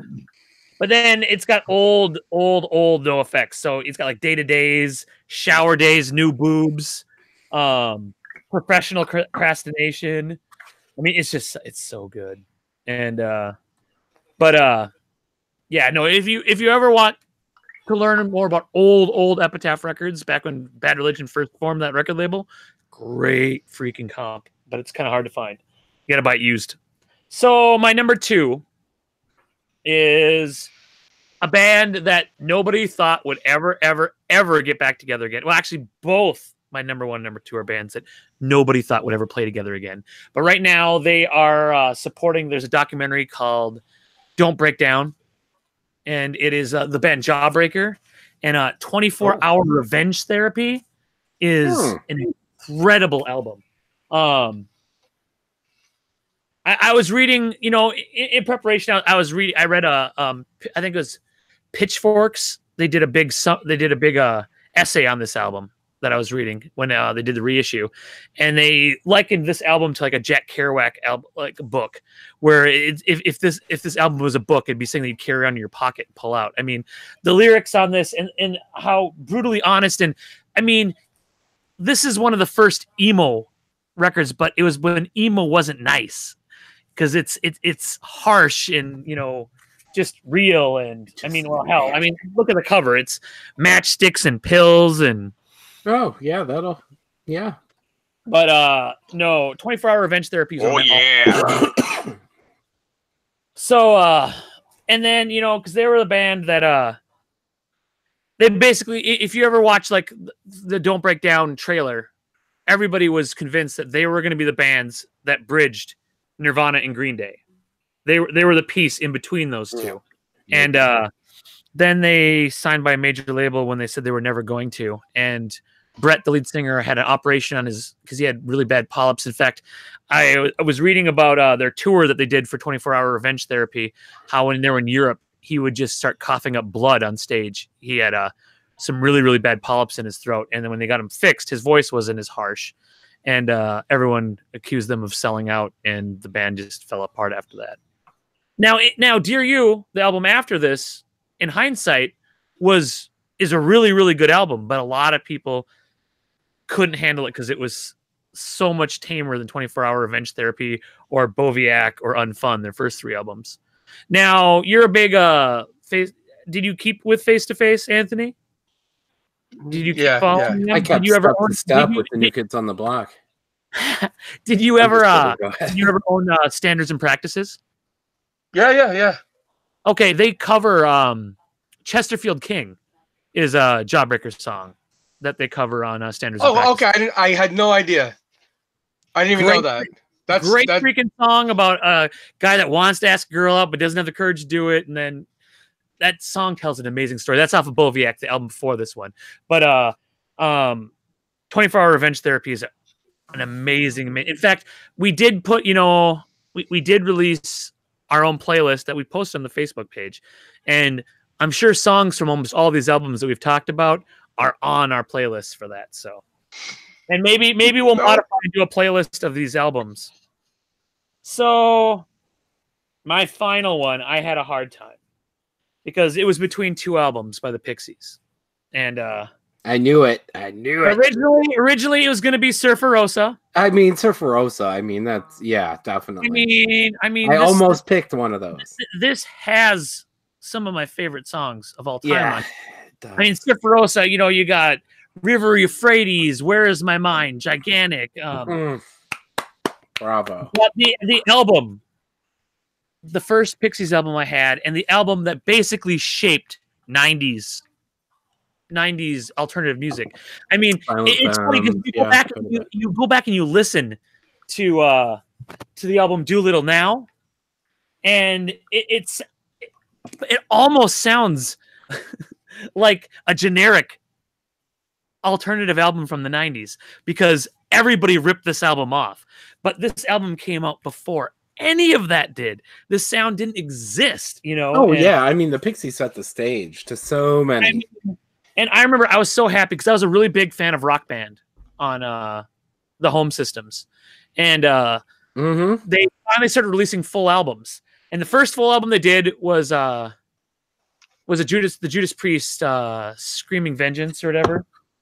And that was okay. But the second full album there was the Pixies Doolittle. They released the entire album on Rock Band. And that was like the best. That was like Christmas, you know. Oh, I mean, totally. Getting to play, you know, I mean, there's so many good songs on this. And now, and if they still have it in places, they have the anniversary edition that has like the demos of all the songs. Oh, nice. I wish I had that. Yeah. But I mean, man, I was going to actually pick the Pixies. The Pacer, Wave of Mutilation, Here Comes Your Man, Monkey Gone to Heaven, Hey, Gouge Away. I mean, just hit after hit, even though they weren't hits at the time because nobody was ready for it. Didn't the band Seaweed cover Gouge Away? Yeah, I think on the Pixies cover album, I think Seaweed's on there. Okay, okay. They were a pretty cool band. There were a few tribute albums, and I know that because Weezer did Valoria,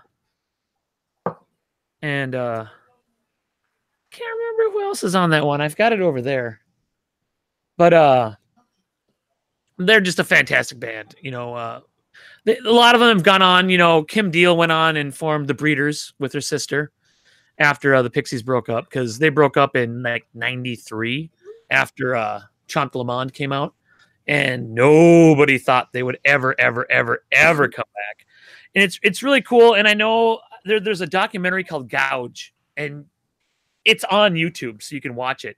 And it's people like Bono and David Bowie and Tom York and all these people from all these huge bands talking about how the Pixies were one of the most important bands of all time. And talk about, I mean, you go back and you read, especially off of some of the early albums, some of Frank Black's, back then he went by Black Francis. Some of the lyrics are just absolutely disturbing. And but it's so good. And I love them so much. And well, like we allude to,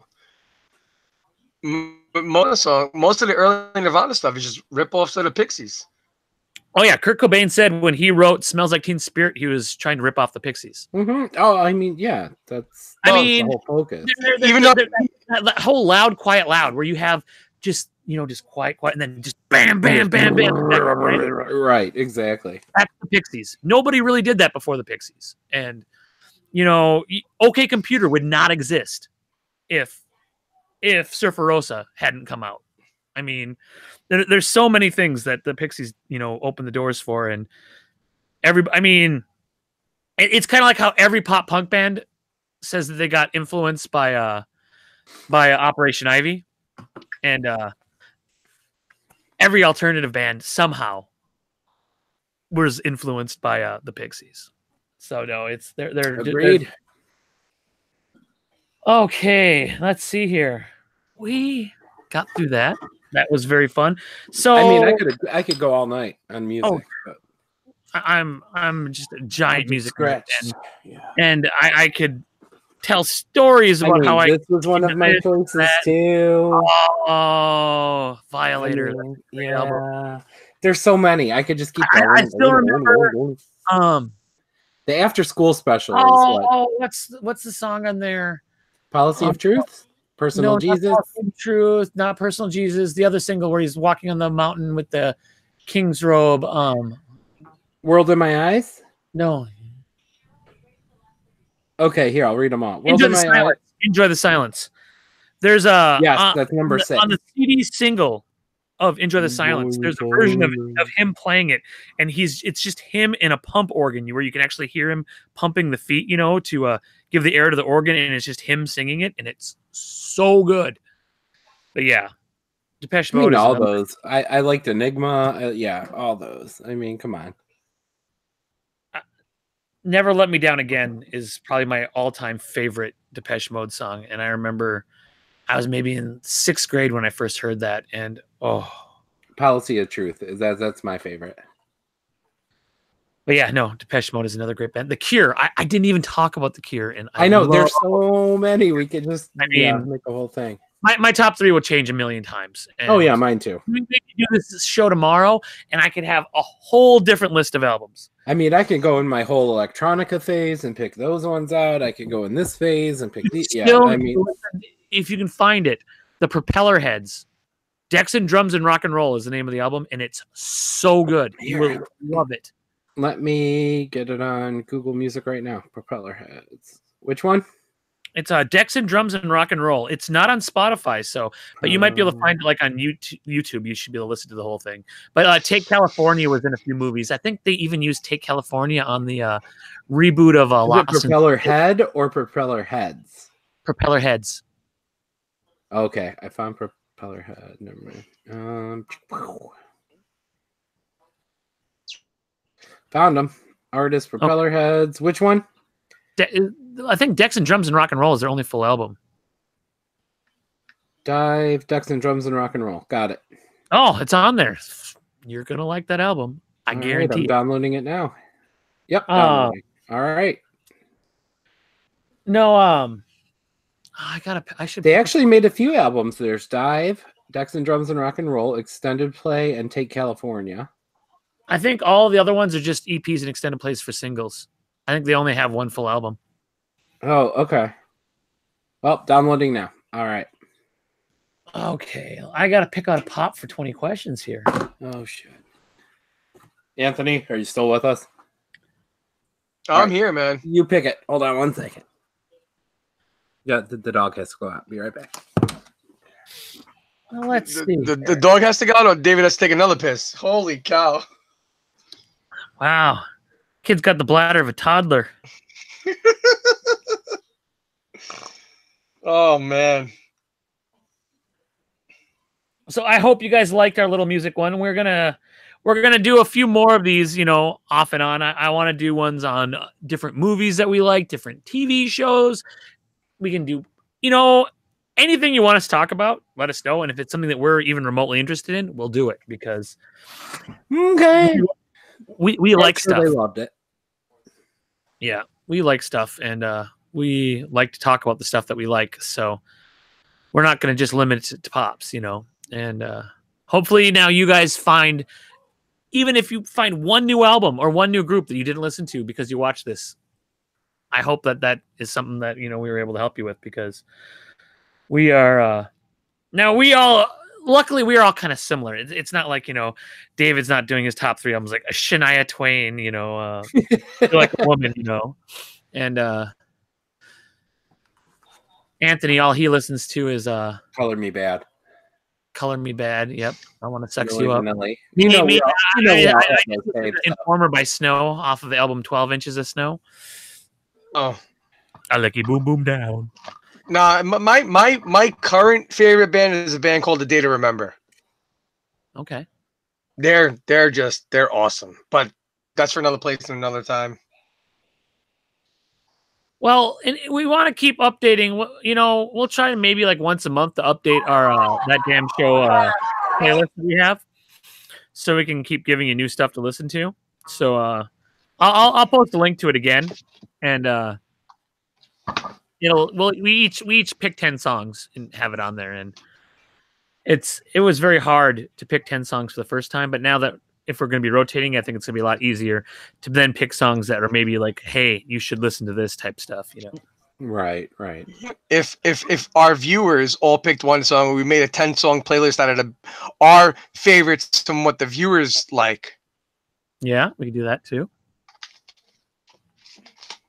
Okay, I picked up my pop.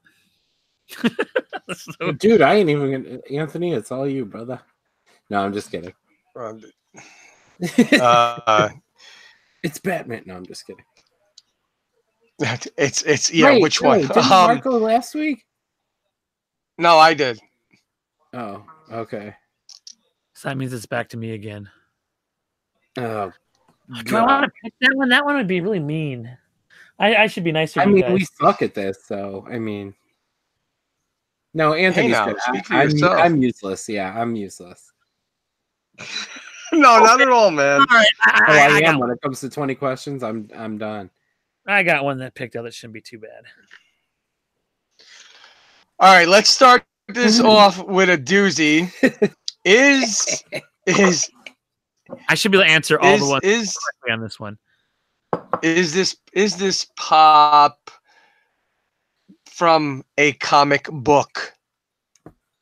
No.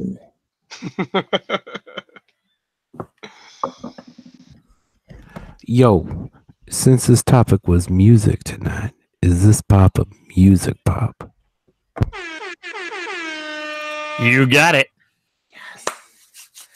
Davies can thank tonight. I got to drink beer during the show more often.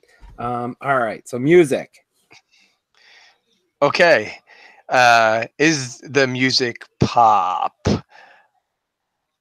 Does the musician have a guitar in his hand or her hand? I don't think there's No. any female musicians. No guitar. No guitar. Um, I shouldn't even have to count this one out because if you guys don't get this anywhere, you should have this within 10. hold on, thinking. Since you're already on the right thing. And David's probably already looking at my stash. Nope. Is this Shouldn't you- musician an African American? No. Okay. Mm. No guitar in hand. Mm. Is this person a singer? Yes.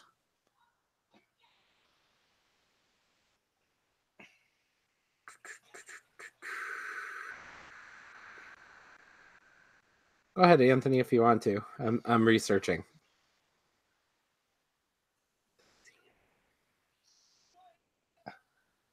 Wait, did we determine sex? Yes or no? What was Well, that? there's singer pops, I don't think. It is the pop of a male. Yes. I don't think there's any female ones. I don't think it's gonna be Britney Spears. There's a few. Oh. I can think of at least two. Does this pop, does his last name, would it be an element of metal? No. Well, it's not Freddie Mercury. Would the last name be a specific type of flower? Yes. Flower. Yeah. Go ahead, Anthony. Was this person in a band that was part of my top 3 albums? Was it one of your top 3? I thought it was an honorable mention. If Well, that or answers two. the question. Go ahead, Anthony. It's all you, brother. Was it in your top 3? I don't- Top 3. no, mean, you know 3 who was did. yeah, it's Axl Rose. Yeah, it's Axl Rose. I think that was honorable mention, though, wasn't it? No, they were no. Appetite was number 2. Was that your number 2? Okay. Yeah. There's an Axl Rose pop? Yeah, and a There's slash. a whole, there's a and a Oh, I Duff. remember Slash. I don't. Oh, yeah, now I remember. Never mind. He's got the bandana on, and he's got the kilt, I think. Yeah, okay. I remember now. They also Well, have the entire. Off They also, on it this week. they also have Motley Crue, David. Yeah, back in the Shout the Devil days when they had the war paint on, or the black under their eyes, and Where everybody looked like females. You know, I remember when I was at Ben Franklin. It was a drugstore that we had in Moorhead, and I remember I saw a Poison poster, not knowing who they were, and I thought they were girls. Yes, Bret Michaels That's- especially. Yes. Yeah, definitely. The makeup, everything, the hair. But no, I mean I remember I liked me some of the I owned Slaughter, I owned a Striper album, I owned every Poison album, lots of Bon Jovi back then, lots of Def Leppard. So how does Def Leppard you- like make Hysteria and then just turn to garbage? Yeah, they did. That was it. That was their hair band. You know, I mean, they slowly got better. I mean, they had Rock of Ages, and then they had Photograph, and it was and then all of a sudden, boom! When they had the guy behind the curtain playing the drums for the one guy, you know, they put out this great album. I just wonder if it was like a Make-A-Wish for the drummer or something, and they wanted to have a hit album, and then they just dried up and went away. I just don't understand, because Hysteria was a great album, and they did nothing. I mean, and that was it. How many number one hits did it have off that? Like 5? Because there was like Woman, Rocket, Pour Some Sugar on Me, Love Bites, and I want to say there was one more too. What happened? How do you make an album that good and then just they have a Vegas show? I think you're like Jack Black and Empire Records. You just know like everything, man. Oh, wait, is she in a coma? There is no way your daughter wants that record. Love and Affection, Inflatable, Hysteria, Run Riot, Don't Shoot Shotgun, Gods of War, Armageddon It, Pour Some Sugar on Me, Love Armageddon It was a single. Yeah. Animal, Rocket, and Woman. Yep. Yeah, I don't know what happened to them. That just makes no sense to me. Yeah, that was it. I mean, rule everything. That's what happened to them. I mean, that's what you have to thank. You know, you have to thank Nirvana for getting rid of hair metal, because they basically killed hair metal. But it's very good. You know, I know I've talked about this documentary before, but Decline of the Western Civilization Part 2, The Metal Years, is a great look at the seedy underbelly of the LA hair metal scene. You know, and oh wow. It's got like I think the guitar player from Wasp just drunk in his swimming pool, like being interviewed, like in like a floaty chair, and it's very, you know, I almost want to watch it again. That, and you can watch the old. They have like the Germs, you know, Pat Smear, who later became part of Nirvana, and then Foo Fighters. His old band, the Germs, is on there, and You think that Kurt Cobain was a dysfunctional lead singer? Darby from the Germs, holy cow! I don't think I think that he was normally so messed up that he just wasn't. I don't even think he knew where he was. He was just making screaming sounds on the stage. I mean, it's wow. But you know, it's got like X's on there, and I mean, it's just not a lot of bands that have became really big were on there, but that whole punk scene, just getting to see the whole background of all that is just wow. But the Metal Years is usually the one that people really like, and then the Part 3 is newer, more like maybe like early 90s punk. They went back and revisited, but like the smaller bands from that, you see a little bit of like Blink-182 and stuff like that. But really, the best punk documentaries to watch are, and a few of them are on YouTube that you can just watch. I think Punk's Not Dead is on there, which is a really, really good one. But Film Age, the Descendants one, is probably one of my all-time favorite music documentaries.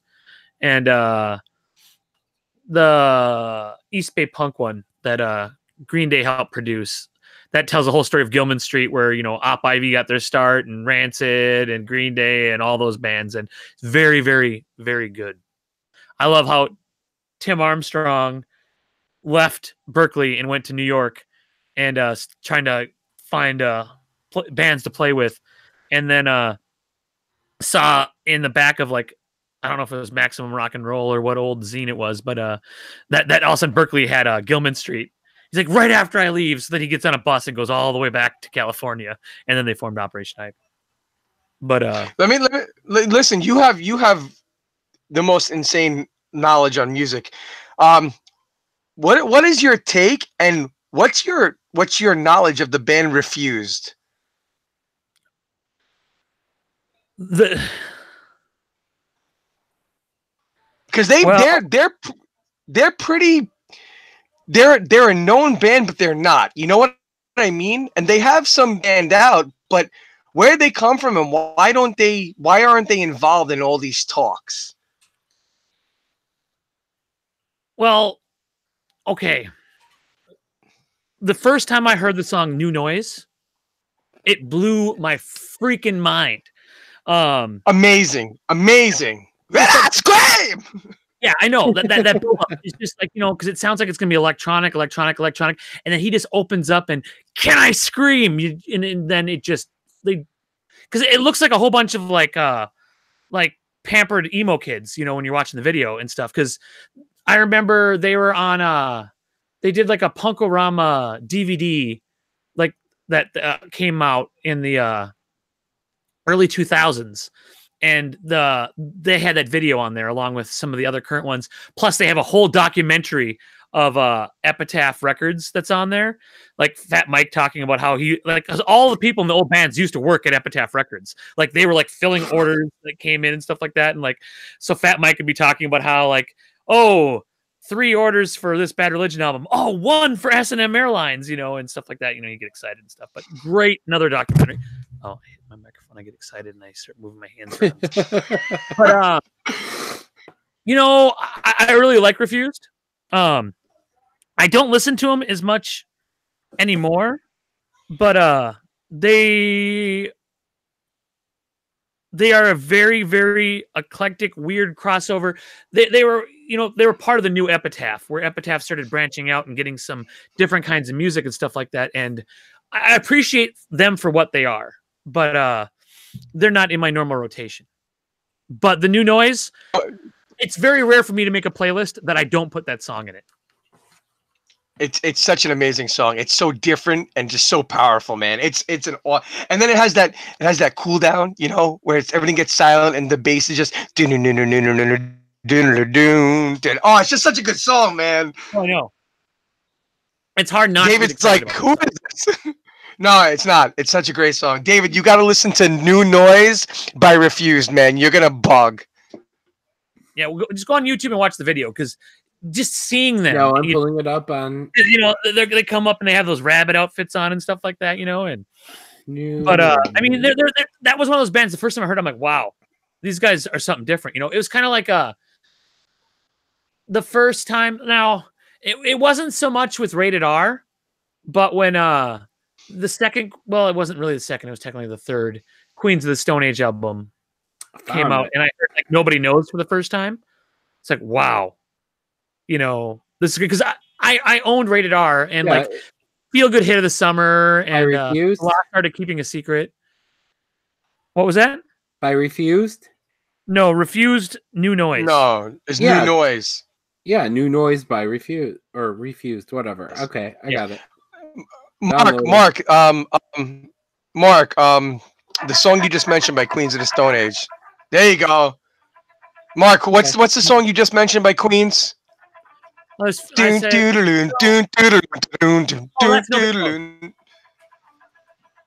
that's Dave Grohl. Dave Grohl wrote that song with them, yeah? Yeah, Dave Grohl. Well, he played drums on that album. Yeah. They lost their drummer. Did you ever see the Tom Petty Saturday Night Live that Dave Grohl fills in with him?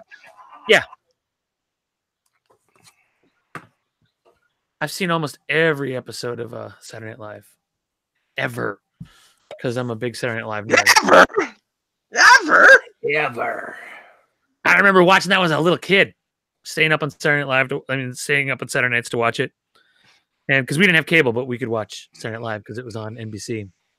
Well, and then, Queens of the Stone Age then went on and then they broke off because then why can't I think of the lead singer of Queens of the Stone Age's name off the top of my head? Big tall dude. But he went on then. He helped form he's got a real goofy friend that they formed the Eagles of Death Metal, which is a great freaking band too. In fact, there's a HBO. His name is Josh. Thank you, John Page. His name is Josh. Yeah.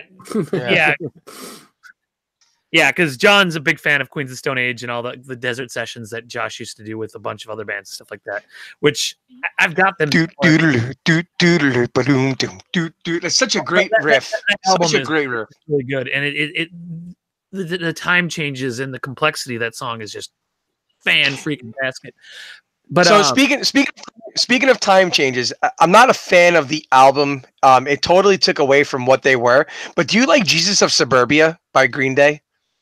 yes, I think Okay, because that that album song, as a whole is an incredible album. I mean, it was I didn't like it. no, I thought it was, I've listened to Green Day since Green Day first was Green Day, and it was one of those bands that grew with me, and their music is always kind of advanced. I mean, I really hated Uno Dos Tre.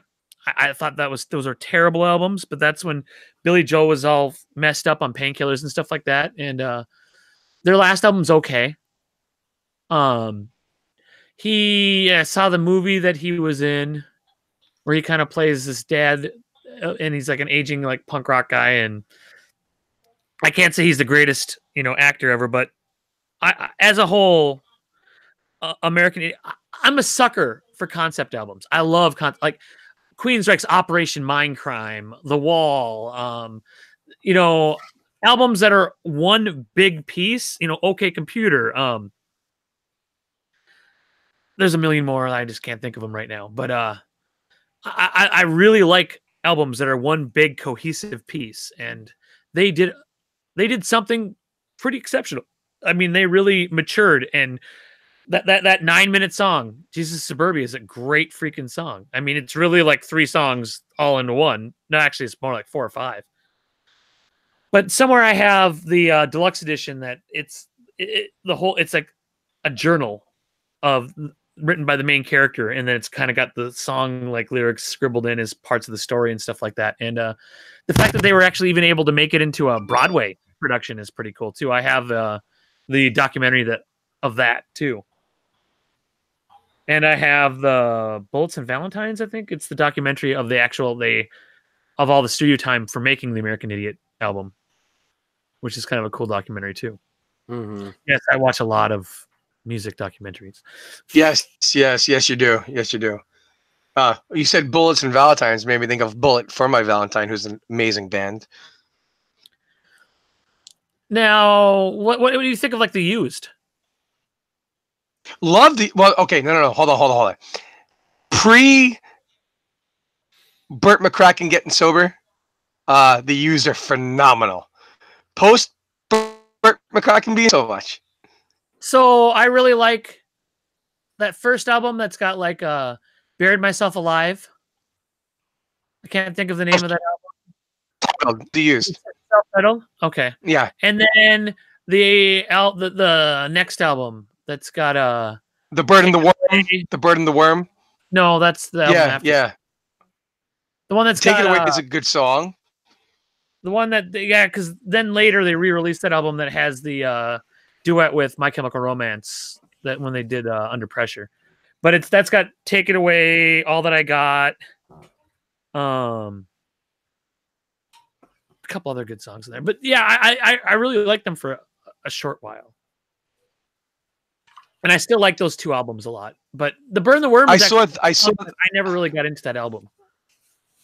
I saw The Used and 30 Seconds to Mars, 12 years ago in New York City, and that was an amazing concert. That's In Love and Death is the name of that album. That has I Caught Fire, which is one of the cheesier songs that I love by them. Yeah. I still love some of the guys at one of the radio stations here talked about when 30 Seconds to Mars came here, and they were sitting in a box with their friend that was in a wheelchair, and Jared Leto stopped in the middle of the song and got mad because their friend wasn't standing during the song, and said he wasn't going to start playing again until his friend stood up, and they had to point out that it was a guy in a wheelchair. And then he felt really dumb. Wow. Playing again. What a... I kind of was like, I never quite liked Jared Leto as much again after hearing that story, but he's a weird dude. But he's talented, weird dude. Yeah, but he, weird for sure, awesome for sure.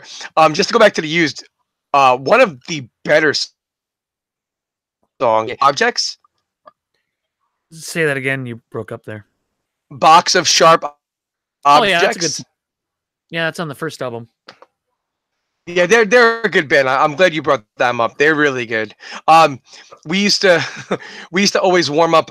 One of the emo bands I was in, we used to warm up with "Buried Myself." Oh, that's such a great song. Uh-oh, Mark. I don't want to do a group chat. DJ, watch this.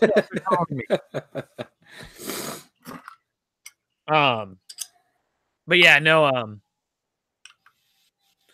Trying to think along those lines. A few others. I mean, there's just been so many good bands, and you know, I'm always really big into lyrics and stuff like that because I kind of contributed to growing up. My dad's favorite car trips. It was always Harry Chapin and Cat Stevens, you know, and so I've always been a big sucker for like singer songwriters and stuff like that, and so lyrics have always been a big. And another thing that really makes me like bands better is if I see them, whether it even just be watching like some stuff on YouTube or anything like that. Agreed. But seeing them and seeing that they're kind of because like I remember when I first really started liking the Bloodhound Gang, you know, around the time. Oh, jeez, the Bloodhound. And they got big. Yeah. And then I watched their video and they were assholes. And but then I realized that this was way pre like Jackass days and stuff like that. And then I realized that they're just that brand humor just really right in as much for how extreme they are and the mean things they would do to each other because they had that little kid that played bass in that band and they just did the most horrible things to him all the time. But yeah, no, they're really good. Bloodhound Gang, nice. I get a kick out of those guys. Firewater Burn used to be one of my karaoke songs, and I would do a very over the top version of that song. But and oh no, here comes Anthony again. He left us shortly and now showed up again. Kind of. Oh, there he is. All right. Would you guys have anything else for this evening? No, I'm listening to Firewater Burn now. Bloodhound Gang, best band ever. See, we were just talking. Oh, you missed. We were talking about them. Firewater Burn used to be my go-to karaoke song. Oh my god! I wish I was queer is like one of the best songs ever. I do like Bloodhound Gang. Yeah, I had their CDs. Definitely. If you're good, but I mean, like they hit their well. See, you know, I like some of the old stuff they used to get away with using samples a lot more, and that was pretty cool. Like, you know, back in like the Legend in My Spare Time days and stuff like that, and like Mama Say Massa. But One Fear Spear Coaster was my first album by them, and that's a great freaking album. And then Hooray for Boobies was awesome. And then they just weren't as good after that. You didn't like Foxtrot Uniform Charlie Kilo? It's okay. It's not as good as their first three albums. Well, no. But I Wish I Was Queer is the greatest song ever. He's like, if your ass was a Chinese restaurant, I'd have the poo-poo platter. Yes. Yep. Immature hijinks at its peak, you know. Yeah. You know, it's kind of like it's one of those bands that if you heard it now, you might be like, "Oh, that's really juvenile and kind of silly." But at the time that came out, I mean, it's like Propaganda's How to Clean Everything, which I'm wearing my Propaganda hoodie right now. That album is so freaking good. Their song "Ska Sucks" is just awesome. Where they like start singing "A letter to you, Rudy," and then they're like, "Fuck you, Rudy." And I guess after 11 o'clock we can go into rated R stuff, huh? Yeah, I guess so. That's true. You can. But no, it's so full of angst, so full of extreme politics stuff. I mean, they have all these things like I thought nation states were a good idea and all. I mean, they're Canadian and they aren't a fan of the U.S. government at all, and they have songs about anti-conformity and all this other stuff. But it's so good. Now their newer stuff is a lot more mature and heavier than they used to be. But Victory Lap is such a good album. That they're one that came out maybe a year and a half ago. And Failed Imagineer was a good single off of that. That's a really, really, really good song. But they were, when we opened our little tiny club here in town, Propaganda was the first band that played there. And they played there many times. And then we had like weird ones like Lookout Records, the band 15. I remember they broke down here and they were here for like a week and they played like a show like every night. One time they played a nude show. They decided to play a set naked. But no, we were blessed.